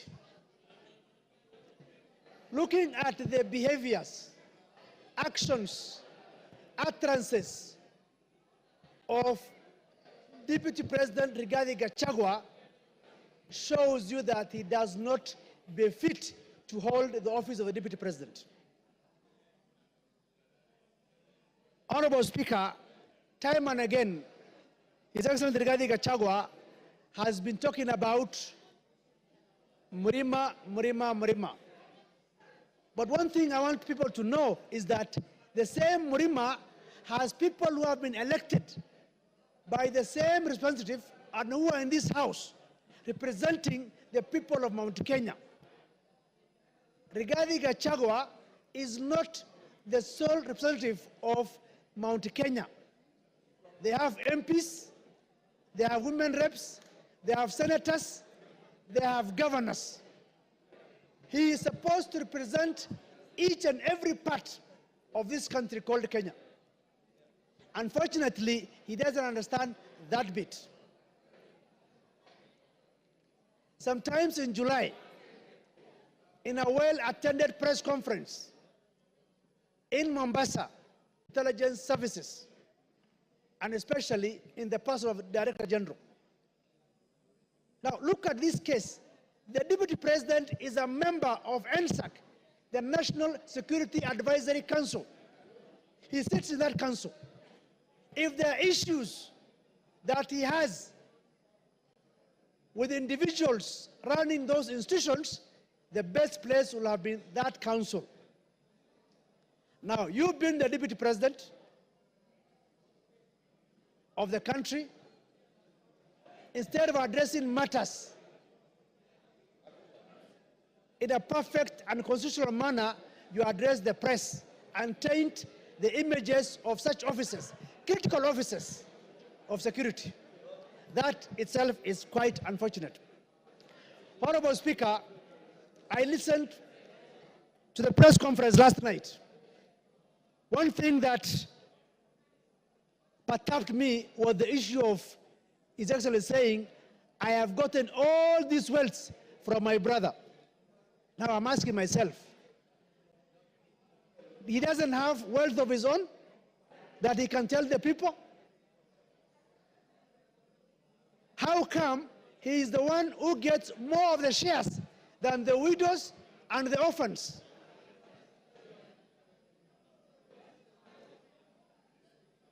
It's also unfortunate that the same Rigathi Gachagua was at one point a district officer in 1997. He was sacked for stealing relief food. What is relief food supposed to go to? To the vulnerable people, vulnerable community of that area. He stole the relief food. We cannot continue to entrust one Rigathi Gachagua with the office of the Deputy President of the Republic of Kenya. We call upon this House to make history for the first time under the new constitution to say that Rigathi Gachagua does not befit to hold the office of the Deputy President of the Republic of Kenya. The President and the Deputy President are supposed to work in harmony. They are not working in harmony. The President sometimes goes out of the country.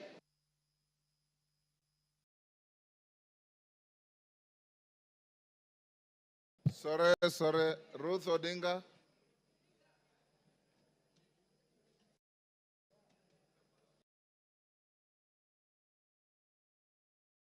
Give her the mic.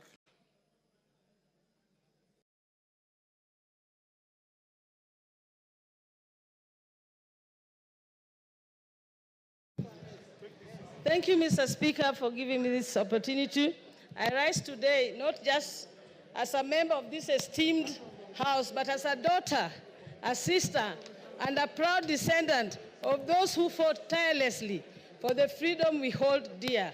I urge us to reflect on the values upon which our great nation was built as we consider the impeachment of the Deputy President. I want to take you back to the times before independence. Jaramogi Oginga Odinga is one of the people who fought for independence. And the 2 years down the line, like the 2 years we now have with the Deputy President, Jaramogi decided that due to the ideologies that he was holding, which were different, which differed from the President, he decided to step down and leave the position of Vice President, not for his own good, but for the greater good of the Republic of Kenya. He actually stepped down. I would like, in my own statement, to ask the Deputy President that Kenya is larger than you. Kenya is a big country that we need to protect. If I were you, Mr. Deputy President, please take the honorable route that some of your predecessors had taken, like Jaramogi, and step down from this position of presidency. Don't take Kenya through the valley of the abyss you want, the dark abyss you want Kenya to go through. Secondly, I would like to say something. I was not one of the people who was actually wanting this impeachment of the Deputy President. I felt that the Deputy President's impeachment was not the main problems that we were having in Kenya, and that we had other issues. But having heard how the President spoke last night, I am completely convinced from that statement that the Deputy President must go, and he must go as soon as possible. One of the reasons why I say that is that we are not here for our personal grandiose and our personal wealth. Kenya, if the Deputy President is mourning because his father is going to turn in his grave because of the wealth that is being accused of, I wonder what the people like Bildad Kagia, Jaramogi Oginga Odinga, and all those who fought for us to get through this, to get to where we are, through multi-party. Oginga Odinga and all went through house arrest, detention, to make sure that we get the multi-party that we are enjoying in this country, the democracy that we are enjoying.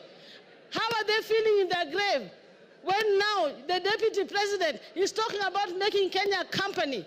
What company are you talking about, and shareholders? When Kenya is a country that we have a sovereign country in Kenya. Mr. Deputy President, I was a bit on your side, but you have hanged yourself with your own rope. Whoever informed you to go to the TV yesterday did you a very big disservice. And for that, I support the motion.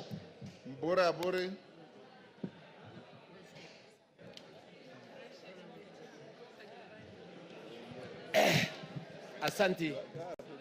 Asanti Bwana Spika kunipa nafasi hii. Yangu ni kidogo sana. Nikusema ya kwamba tunataka naibu wa rais yule ambaye si mkabila. Kwa sababu nchi yetu ya Kenya ni kubwa sana kusinda mtu. Tukiongea mambo ya mlima, kule kwangu Tigania East, tuko katikati ya mlima. Lakini ukiangalia katika hii kitabu ukiangalia haya mashtaka yaliyo katika kitabu hii, Ukiangalia ile mashtaka katika kitabu hii, ile zile kampani zote ziko hapa ni za Gachagua, bibi yake na watoto wake. Hakuna Mutigania, hakuna Mwegembe, hakuna Muimenti, hakuna Mluya. That means yeye mwenyewe alikuwa anatetea tumbo yake.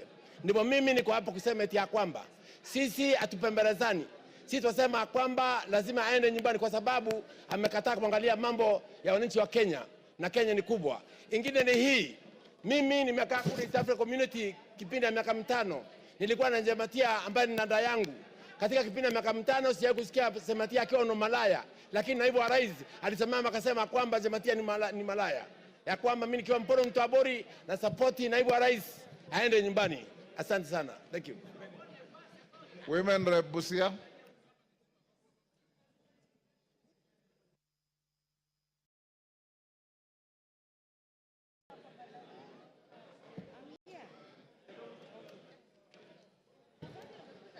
Thank you, Mr. Speaker.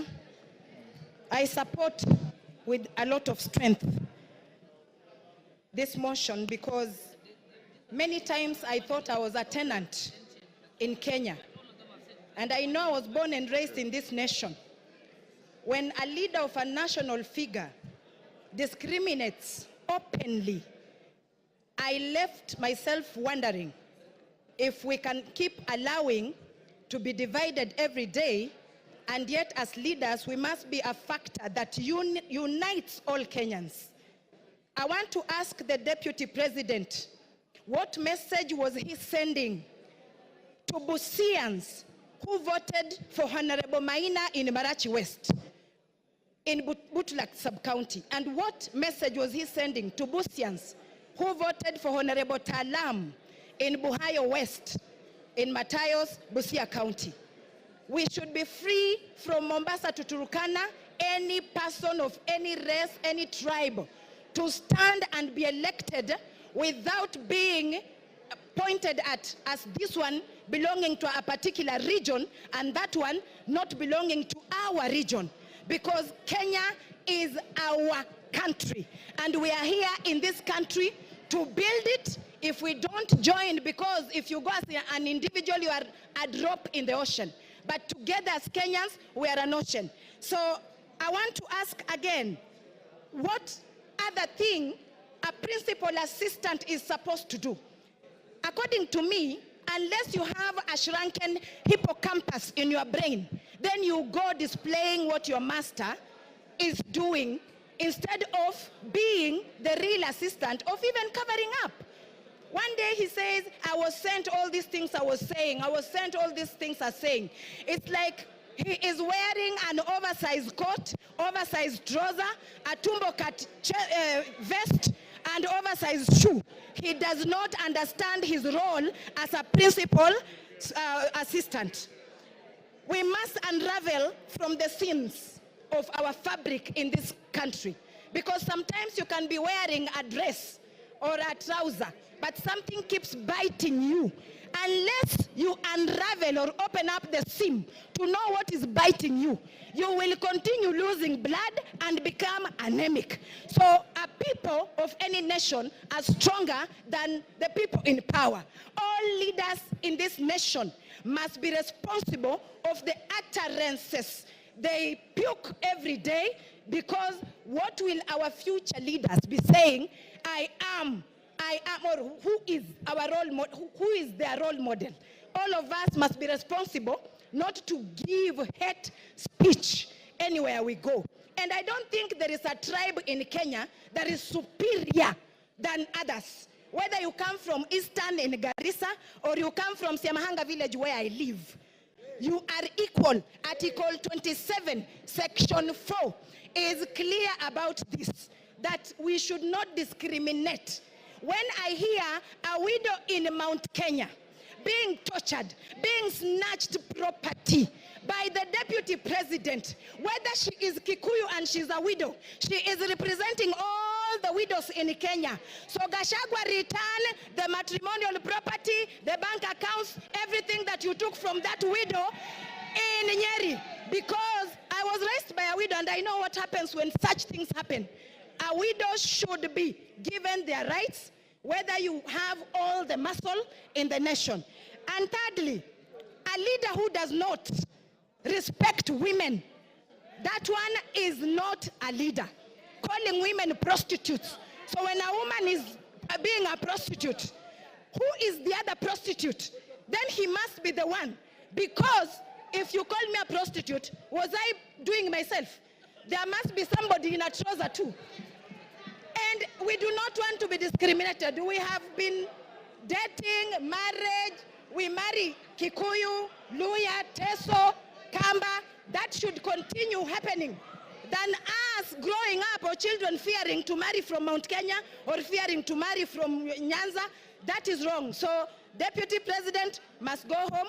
We really want him to just take a rest. Thank you, Mr. Speaker. Yes, Muya, what's your point of order?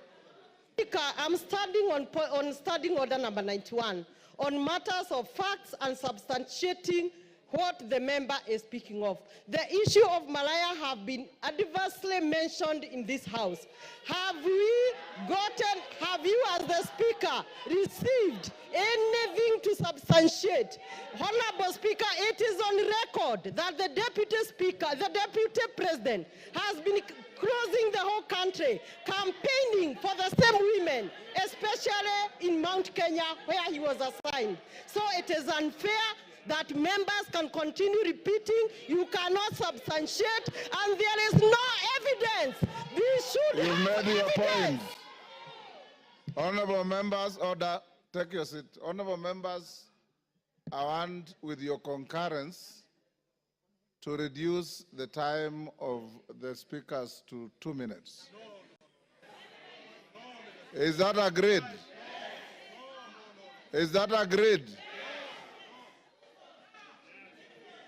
For the purpose of the record, I'll put the question that we reduce time for speakers from 5 minutes to 2 minutes. As many as of that opinion say aye. Will those of the contrary opinion say nay? The ayes have it. Didymus,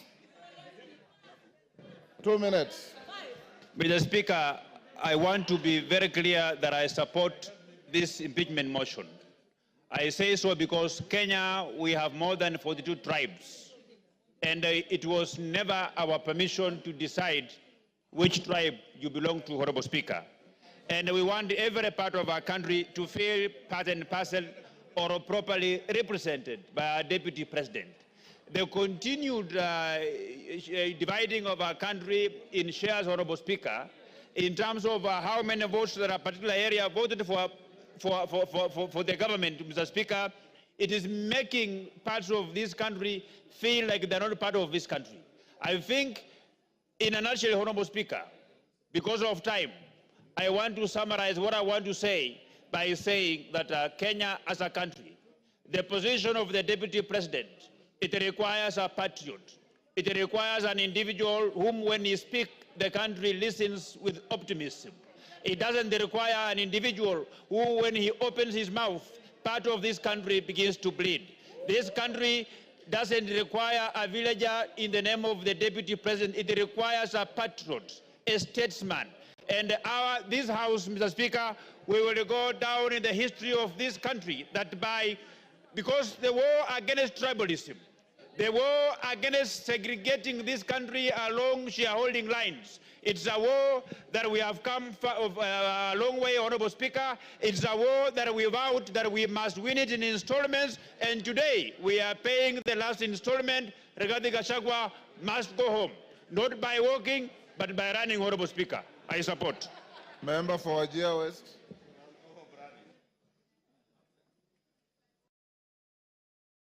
Is here. Thank you, Mr. Speaker, for giving me this opportunity. First, I rise, Mr. Speaker, reluctantly but firmly in support of all the articles of this motion. Mr. Speaker, I say reluctantly because of the following reasons. Normally, Mr. Speaker, as a Muslim leader, I don't rush to support this grave matter like this, to remove the Deputy President of the Republic of Kenya from office after just 2 years of election. But because of the conduct, the behavior of the Deputy President of this country, Mr. Speaker, I have no option but to support this motion. Mr. Speaker, I am a witness who went to the office of the Deputy President of the Republic of Kenya to request for assistance during the drought season, to request for relief food for the people of Wajir West. But the utterances of the Deputy President of the Republic of Kenya was shocking, Mr. Speaker. He told me, Mr. Speaker, and I want to confirm to this House, that the Deputy President of the Republic of Kenya told me you have more than your share. It was shocking. I was dejected, hopeless, and left the office in protest, Mr. Speaker. Disrespected and discriminated against the people I represent in this House. Mr. Speaker, today, as we speak, it's a historical day. And for that reason, Mr. Speaker, for unity of this House, of the country. Time is up. Your time is up. Member for Tetu. Thank you, Mr. Speaker. You have 2 Mr. minutes. Speaker, from the onset, I rise to oppose this motion, to this special motion on removal from office by impeachment of the Deputy President of the Republic of Kenya. Mr. Speaker, when a man is down in the spirit of Ubuntu, it is not good to crush him. On Sunday, the Deputy President at the National Prayer Altar stood and apologized profusely to his boss, to fellow Kenyans, and indeed to all the members of this House. Mr. Speaker, I feel that our party, UDA, on which the Deputy President was elected, has internal disciplinary mechanisms which have not been exhausted so as to bring this matter to this House. I also feel that in the spirit of us finishing the agenda that we promised Kenyan, this matter can wait to 2027 so that we can focus on service delivery to our people. Mr. Speaker, I will personally request the members of this House to find it in their heart to forgive the Deputy President. And I will personally. Mr. Speaker, you have had honorable member telling this House that in UDA they had not exhausted their disciplinary mechanism. Why did he then decide to sign on the motion? Why did he sign? Mr. Speaker, thank you very much. The matter of... One day to finish up. I did not finish. Not exhausted. Go on, you have half a minute. Yeah, Mr. Speaker, the matter of my signing, you talked about it, and the matter is rested. Wanjara can come to your office for further explanation. Mr. Speaker, I personally would like to volunteer to lead other leaders in this country, elders, bishops, to ensure that we sit down with the Deputy President so that if there are any issues that he needs to correct, if there are any issues that he needs to align, he can align so that himself can continue serving the people of this country. He has some good in himself, and that good needs to be preserved so that he can finish his work. So, Mr. Speaker, I rise to oppose. Thank you. Umi.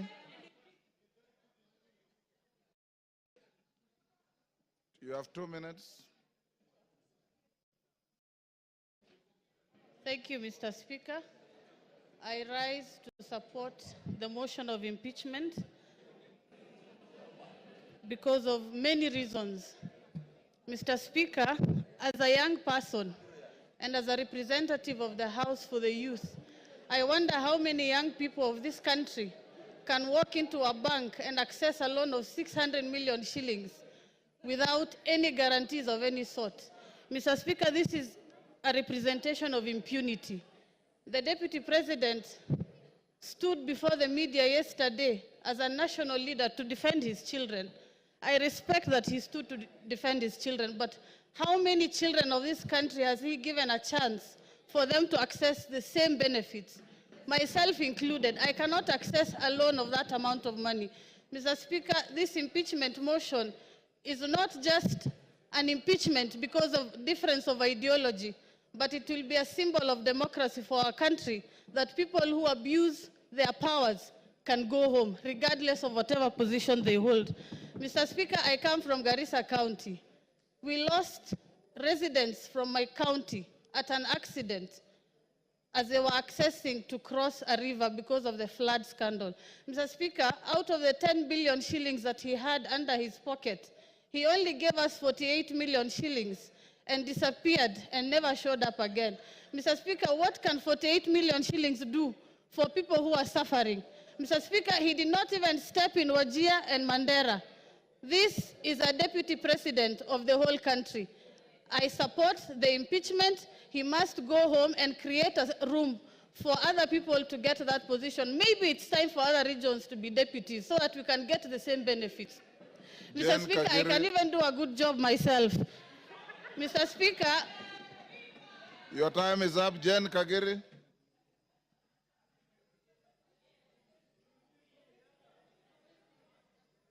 If you read the Constitution, you'll know that you don't qualify to be a deputy president.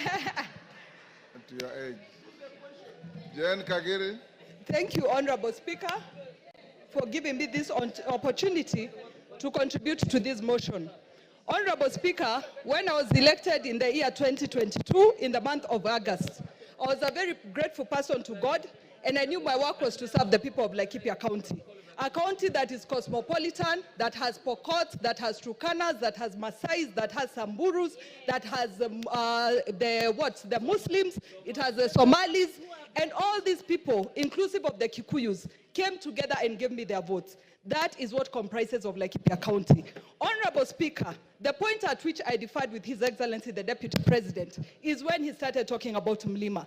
I realized Laikipia County is not Mlima after all, because Mlima, people have running water from taps. In Mlima, people have tarmac roads. In Mlima, people don't suffer human-wildlife conflicts. But in Laikipia County, we have all those challenges. So, Honorable Speaker, that was the first point where we differed.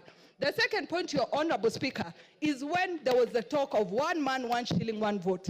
In Laikipia County, we are among the counties that have the least population. When you talk of 1 man, 1 shilling, 1 vote, it means you're talking of reduction on resources for my people. That one I would not accept. Honorable Speaker, I remain a Kikuyu. But sadly, since our difference in opinion with His Excellency the Deputy President, I have been the poster girl of his intimidation, of his insults, of his blackmail, of his coercion, telling me that I should not engage the national government, that I should not follow up for resources for my people. Honorable Speaker, once in a while, a generation is called upon to stand for something. Today, I stand for an end to insult, a respect to the dignity of leaders, a respect to my people, Honorable Speaker. Give her a minute. Give her, okay, wind up. Honorable Speaker, in my conclusion, I must state, many people have called us traitors, have assumed money has been received for this action. But Honorable Speaker, I want to make it very clear. I need no money for the restoration of dignity in this house. I need no money for the restoration of respect to women in this house. I need no money for resources to reach my people of Laikipia County. Honorable Speaker, I submit and I support. Thank you. Oundo.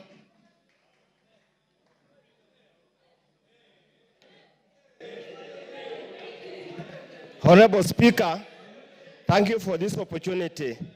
Honorable Speaker, my attention is drawn to Article 125 of the Constitution.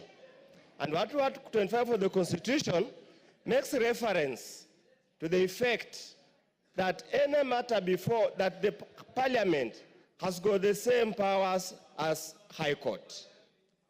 Out of that, Honorable Speaker, then I'm left to look at the evidence presented by my good friend, Honorable Mutuse, and wonder, does it really meet the threshold of any form of evidence as required at the High Court? Honorable Speaker, I have looked at the various options or breaches that constitute impeachment: gross violation, crime, gross misconduct, and so many other things, Honorable Speaker. I'm at pain, Honorable Speaker, going through this to find anything that has been proved beyond reasonable doubt to move this House, Honorable Speaker, to take such a drastic action. Considering, Honorable Speaker, these are people elected under Article 148. And the framers of the new Constitution, Honorable Speaker, deliberately inserted Article 148 to avoid the kind of abuse that had been there in the past. Honorable Speaker, if we get to this level, Honorable Speaker, if we get to this level, everybody will be left wondering, what is the role of Parliament in protecting the Constitution? Honorable Speaker, and I want to rephrase Luke 23, verse 4. I find no case against this. Roku. He didn't ask for it. Roku. He didn't ask for any addition. Thank you, Mr. Speaker. Thank you, Mr. Speaker. Mr. Speaker, from onset, I rise to support this motion. Mr. Speaker, when I'm standing here, I'm thinking about the children of the most remote places in the Republic of Kenya. I'm thinking about the children in the remote places in Turkana, in Mandera, in Bere, very remote places, Mr. Speaker.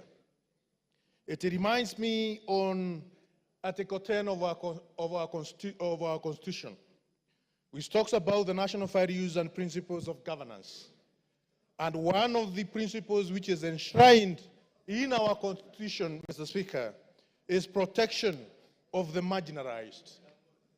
We have seen the Deputy President of the Republic of Kenya, who in many occasions has forgotten that he represents even the most marginalized places, corners of our country. That the numbers of these small communities in the Republic, they have the right, just like any other big community in our Republic.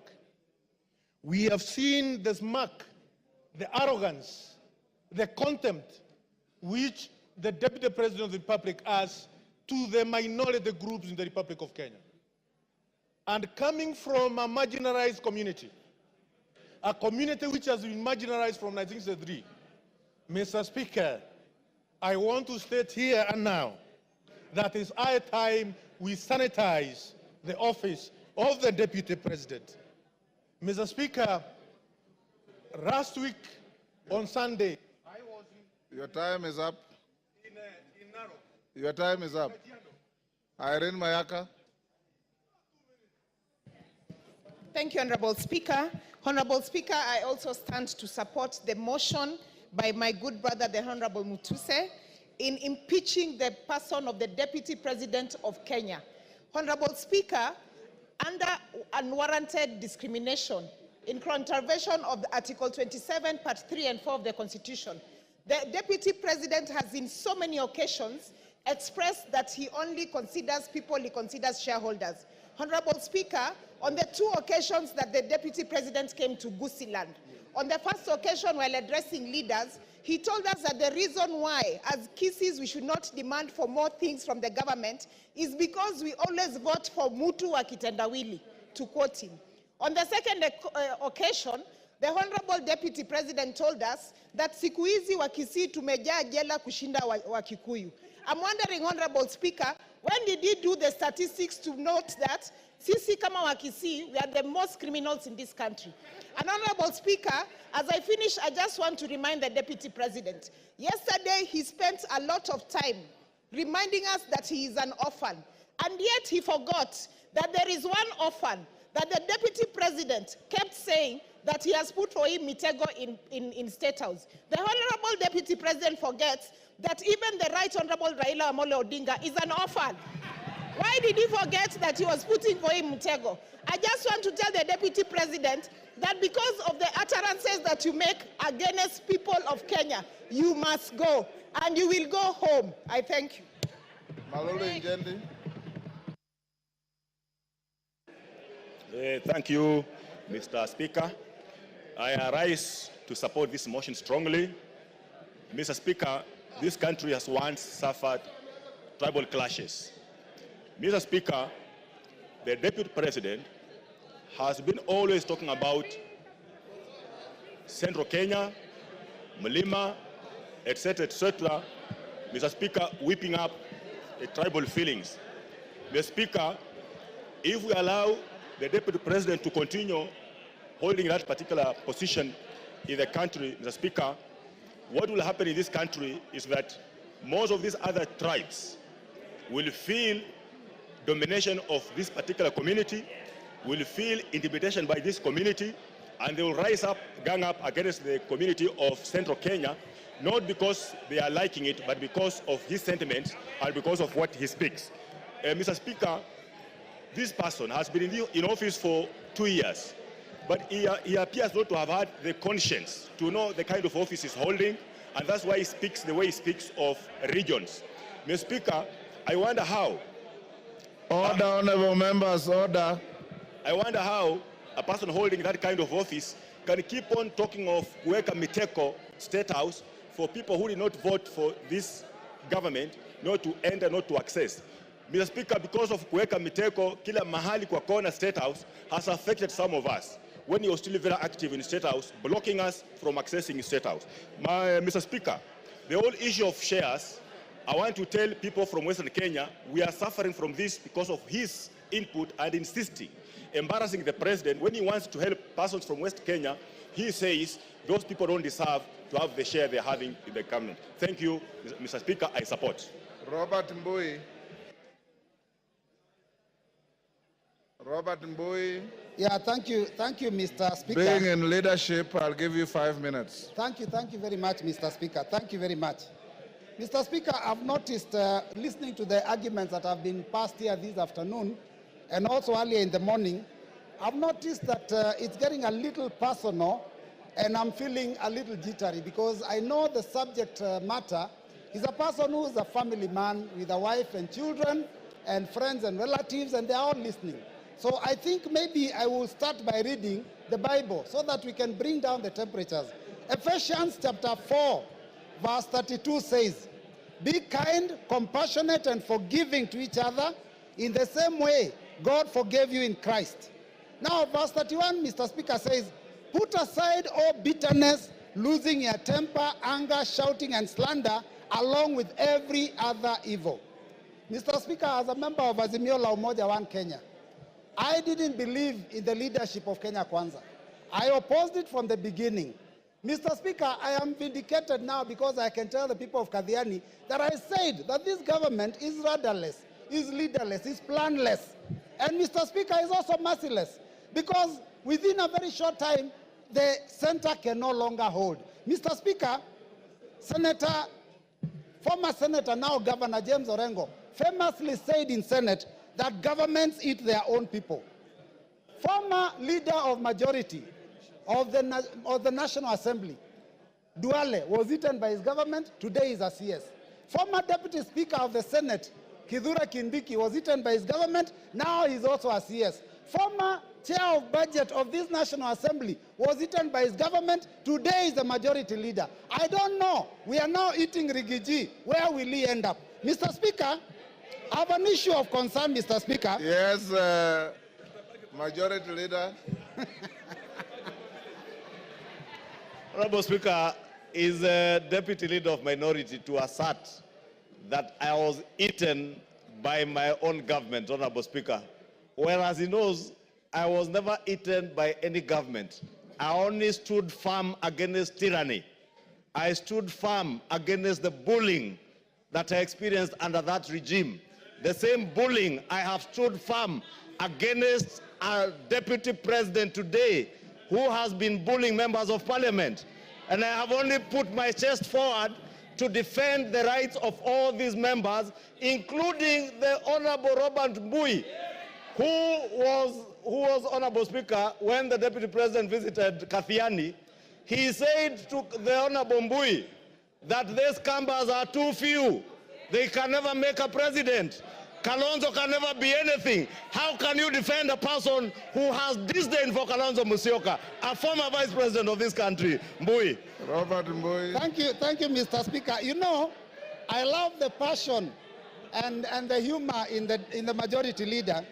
But Mr. Speaker, I'm also impressed by the energy that I've seen in this house, the vigor, the passion from morning. I mean, it is a first bill, or rather it's a first motion, where this house has gone up to public participation in the constituencies. Mr. Speaker, I only wish that the energy that we are expending here to send a question to all Kenyans about one individual was being used to fight the issues that are failing us in our education, in our health sector. People here, the cost of living has gone too high. People have no jobs. Mr. Speaker, those are the things that this House should passionately deal with. But Mr. Speaker, for a whole day, and from, I don't know, even the last week or 2 weeks, to deal with one matter, Mr. Speaker, I think that we are losing direction. And it is important, Mr. Speaker, that we deal with the things that are affecting our people. Because, Mr. Speaker, if you look at the education sector, I talked about it here the other day. We don't even have classes for grade 9 going into JSS. Mr. Speaker, the funding model for university has failed. Mr. Speaker, the insurance sector, NHIF, is having a problem, Mr. Speaker. How then do we spend taxpayers' money and time to come and deal with a matter of one single individual, Mr. Speaker? Now we are told that this person, Mr. Speaker, is a tribalist. But, Mr. Speaker, those comments that he made, yesterday he made it very clear. And I was shocked. I was very shocked, Mr. Speaker, yesterday, to realize that, in fact, Kenya Kwanza was actually a company that is limited by shares, and that people negotiated shares for themselves. The mover of the motion is a member of MCCP. MCCP negotiated shares for Lower Eastern. Mr. Speaker, because we had 2 cabinet secretaries in this government. Now, Mr. Speaker, we only have 1. And I'm telling you, Mr. Speaker, actions speak louder than words. The Deputy President may have said that he is a shareholder and there are issues about his community, but if you look at the appointments that are being made in Kenya, then you will realize that the person of the President himself is the one who is the biggest tribalist, Mr. Speaker, because he's appointing people from his own community for every provision. Mr. Speaker, if we have to find a situation where a school has failed, you do not fire the deputy principal. You get rid of the principal. Our problem is not the deputy. It is the head. Yes, Farah. Thank you, Mr. Yes, Farah. Mr. Speaker, I was standing. Mr. Speaker. Order. Mr. Speaker. Robert Mbui, you are normally more decent than that. This is a house of... Mr. Speaker, protect me. Mr. Speaker, my point of order is this. This is a house of rules. This is a law-making body. This is the place where our Constitution itself was passed. You cannot bring, talk about a president or even any other head of state of a friendly country without bringing a substantive motion. So you cannot discuss the conduct of the president. And by the way, I want to correct you. You might... Point is out of order. Your point of saying that governments... Take your seat is out of order. Kahangara? Yes, use my...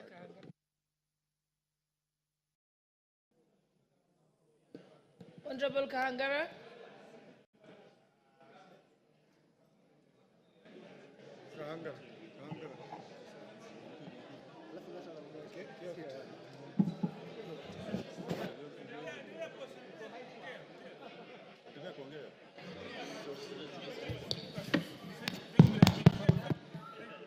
Thank you, Madam Speaker.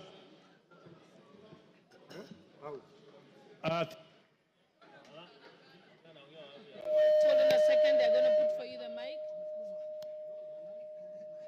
Clerk, just yes, I can see the mic. Take the one next to Mheshimiwa Fulamu. Take that one, yes.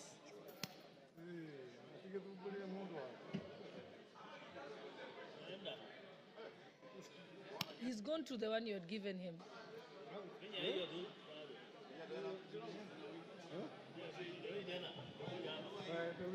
Okay, thank you very much, Madam Speaker, for giving me an opportunity to contribute to this motion.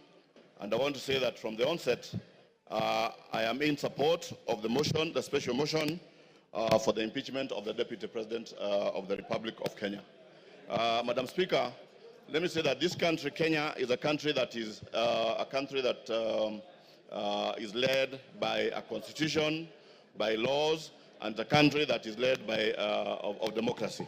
In this country, Mr. Speaker, every 5 years, Kenyans go to elections to elect their leaders, and after elections, for people to assume office, they take an oath of office where they say that they are going to respect the Constitution, they are going to protect the Constitution of this country.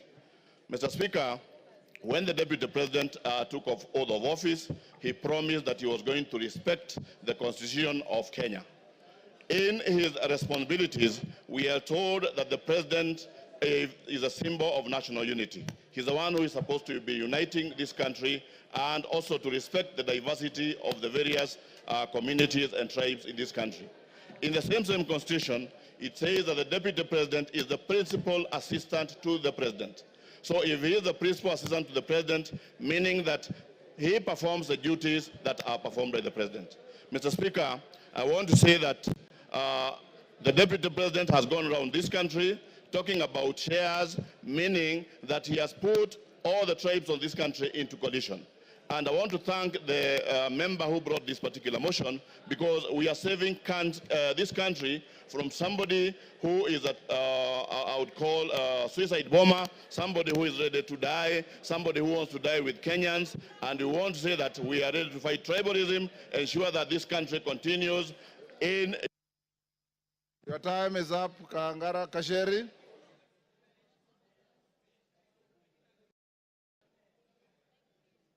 Give Honorable Njeri the mic.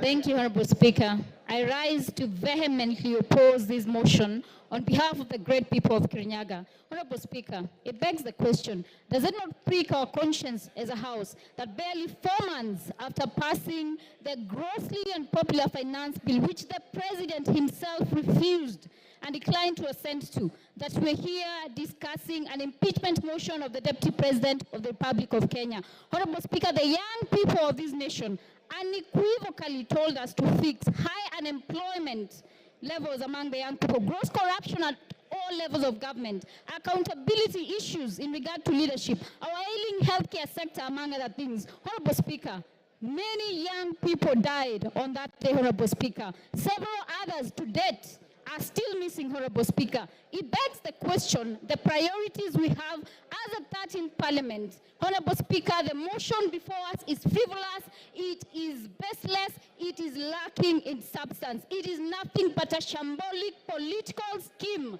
to hang the truthful man for merely being truthful. Honorable Speaker, we must redeem the 13th Parliament, Honorable Speaker. We must ensure that we give... Kasheri, take your seat. Yes, Donya. Give Donya the mic. Hold, Jerry, you have about...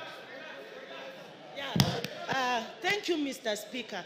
Is Honorable Gachagua in order to bring things which have passed, like the finance bill, when we are discussing about the impeachment motion? Those... And Gachagua is my friend, but this one you are wrong, my dear. We are discussing about the impeachment of Gachagua, not finance bill. Let the foregone be the foregone.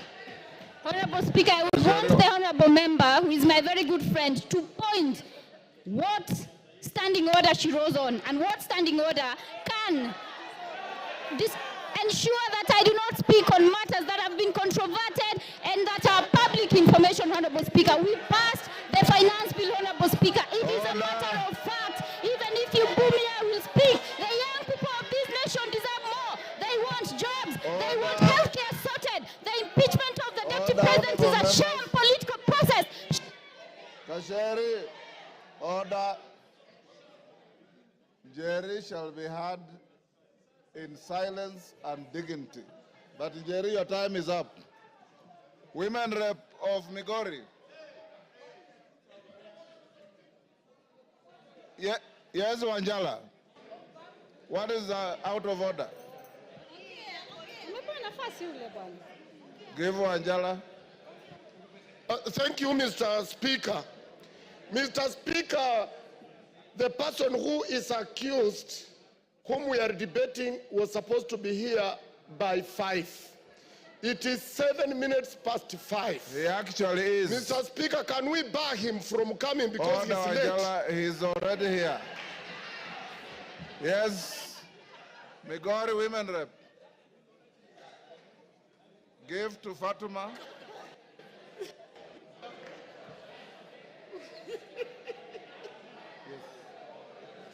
I look for you to speak. You had gone out.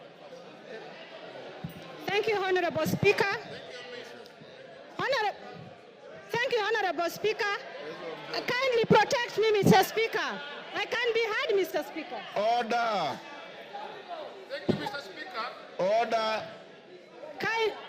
Order. Excuse me, Honorable Member. Please give me time to speak. Order. Mr. Speaker, thank you for the opportunity you have given me. And as I stand here as a Muslim, I don't know when I'll die. In case I die before the impeachment time, I vote yes, Gachagua must go. Mr. Speaker, I will take you to the Bible, Proverbs 23:10, verse 11. And it says, please keep quiet. And it says, don't move an old stone that marks a border, and don't take fields that belong to the orphans. God, their defender, is strong. He will take their side against you.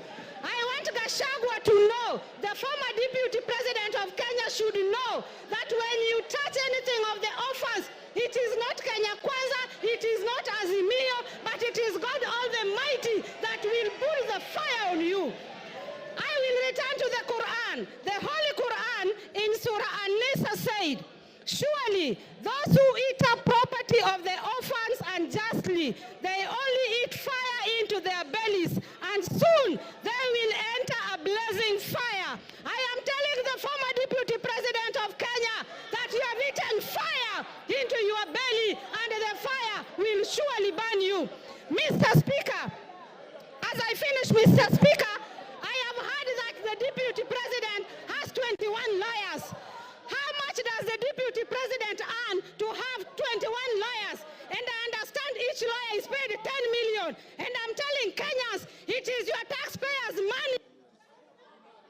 money. Your time is up. Rueda. Honorable members, we are coming to an end. Order, honorable members. I've given the floor to member for Lamu East. Asante Bwana Spika. Bwana Spika, umoja wa taifa ni muhimu sana, na vile ilivyofanyika na naibu wa rais ilionekana kwamba hakuna umoja. Nataka ieleweke kwamba watu wa mlima wanaishi sehemu zingine. Kule kwangu Kiunga niko na watu wa mlima, na kile wanachoona zaidi ni sand dunes. Hawaoni mlima, anaona bahari. Nataka niseme ile kuzungumzia kuhusu NIS ilikuwa ni grave mistake. Wamekosea sana. Afadhali angetaja Nurdin kama akona shida naye kuliko institution ya NIS. Ni kutufanya sisi tukae dhaifu katika maadui zetu. Kwa mfano Al-Shabaab wataona vipi sisi kama tuko weak.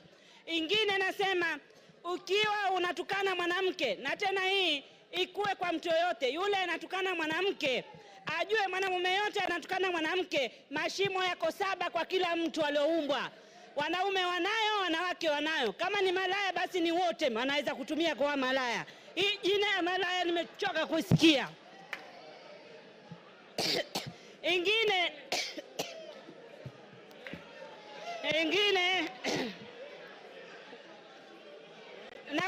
naulizwa mashimo ni haya mawili ya pua, ya masikio, ya mdomo na yale mengine mawili. Kila mtu ako nayo. Ingine nataka niseme, sisi tunafundishwa Kiislamu kuheshimu wajane na mayatima. Ikiwa kuna mtu haiheshimu majane na mayatima, basi hairuhusiwi kidini yetu. Asante Bwana Spika. Order. Member for Kipipiri, take your seat. Yes, Milemba. Honorable Speaker, thank you for this. The mood in the House is such that it's already 5. And Honorable Speaker, it's my plea to you that the country is waiting. We move to the next stage so that we may hear the Deputy President speak. Remember, this is a motion which has timelines. Thank you, Honorable Speaker. Order, members. If you listen to the Speaker, when I called out member for Lamu East, I said she was going to be the last one on this. So she is indeed the last one on this. The interaction on the motion. Order. Order, members. The interaction of members on the motion has been very, very intense. Order, honorable members. Member for Machakos, keep your cool, Mami. Keep your cool. Yes, keep your cool. The members who have spoken are many. It is not possible for each and every one of us to speak on the same motion. For those who have spoken, I appreciate you for your tremendous industry for and against the motion. Now, His Excellency the Deputy President is in the chamber, and he is accompanied, I believe, by his legal team or assistants. We will now move to the next stage. You remember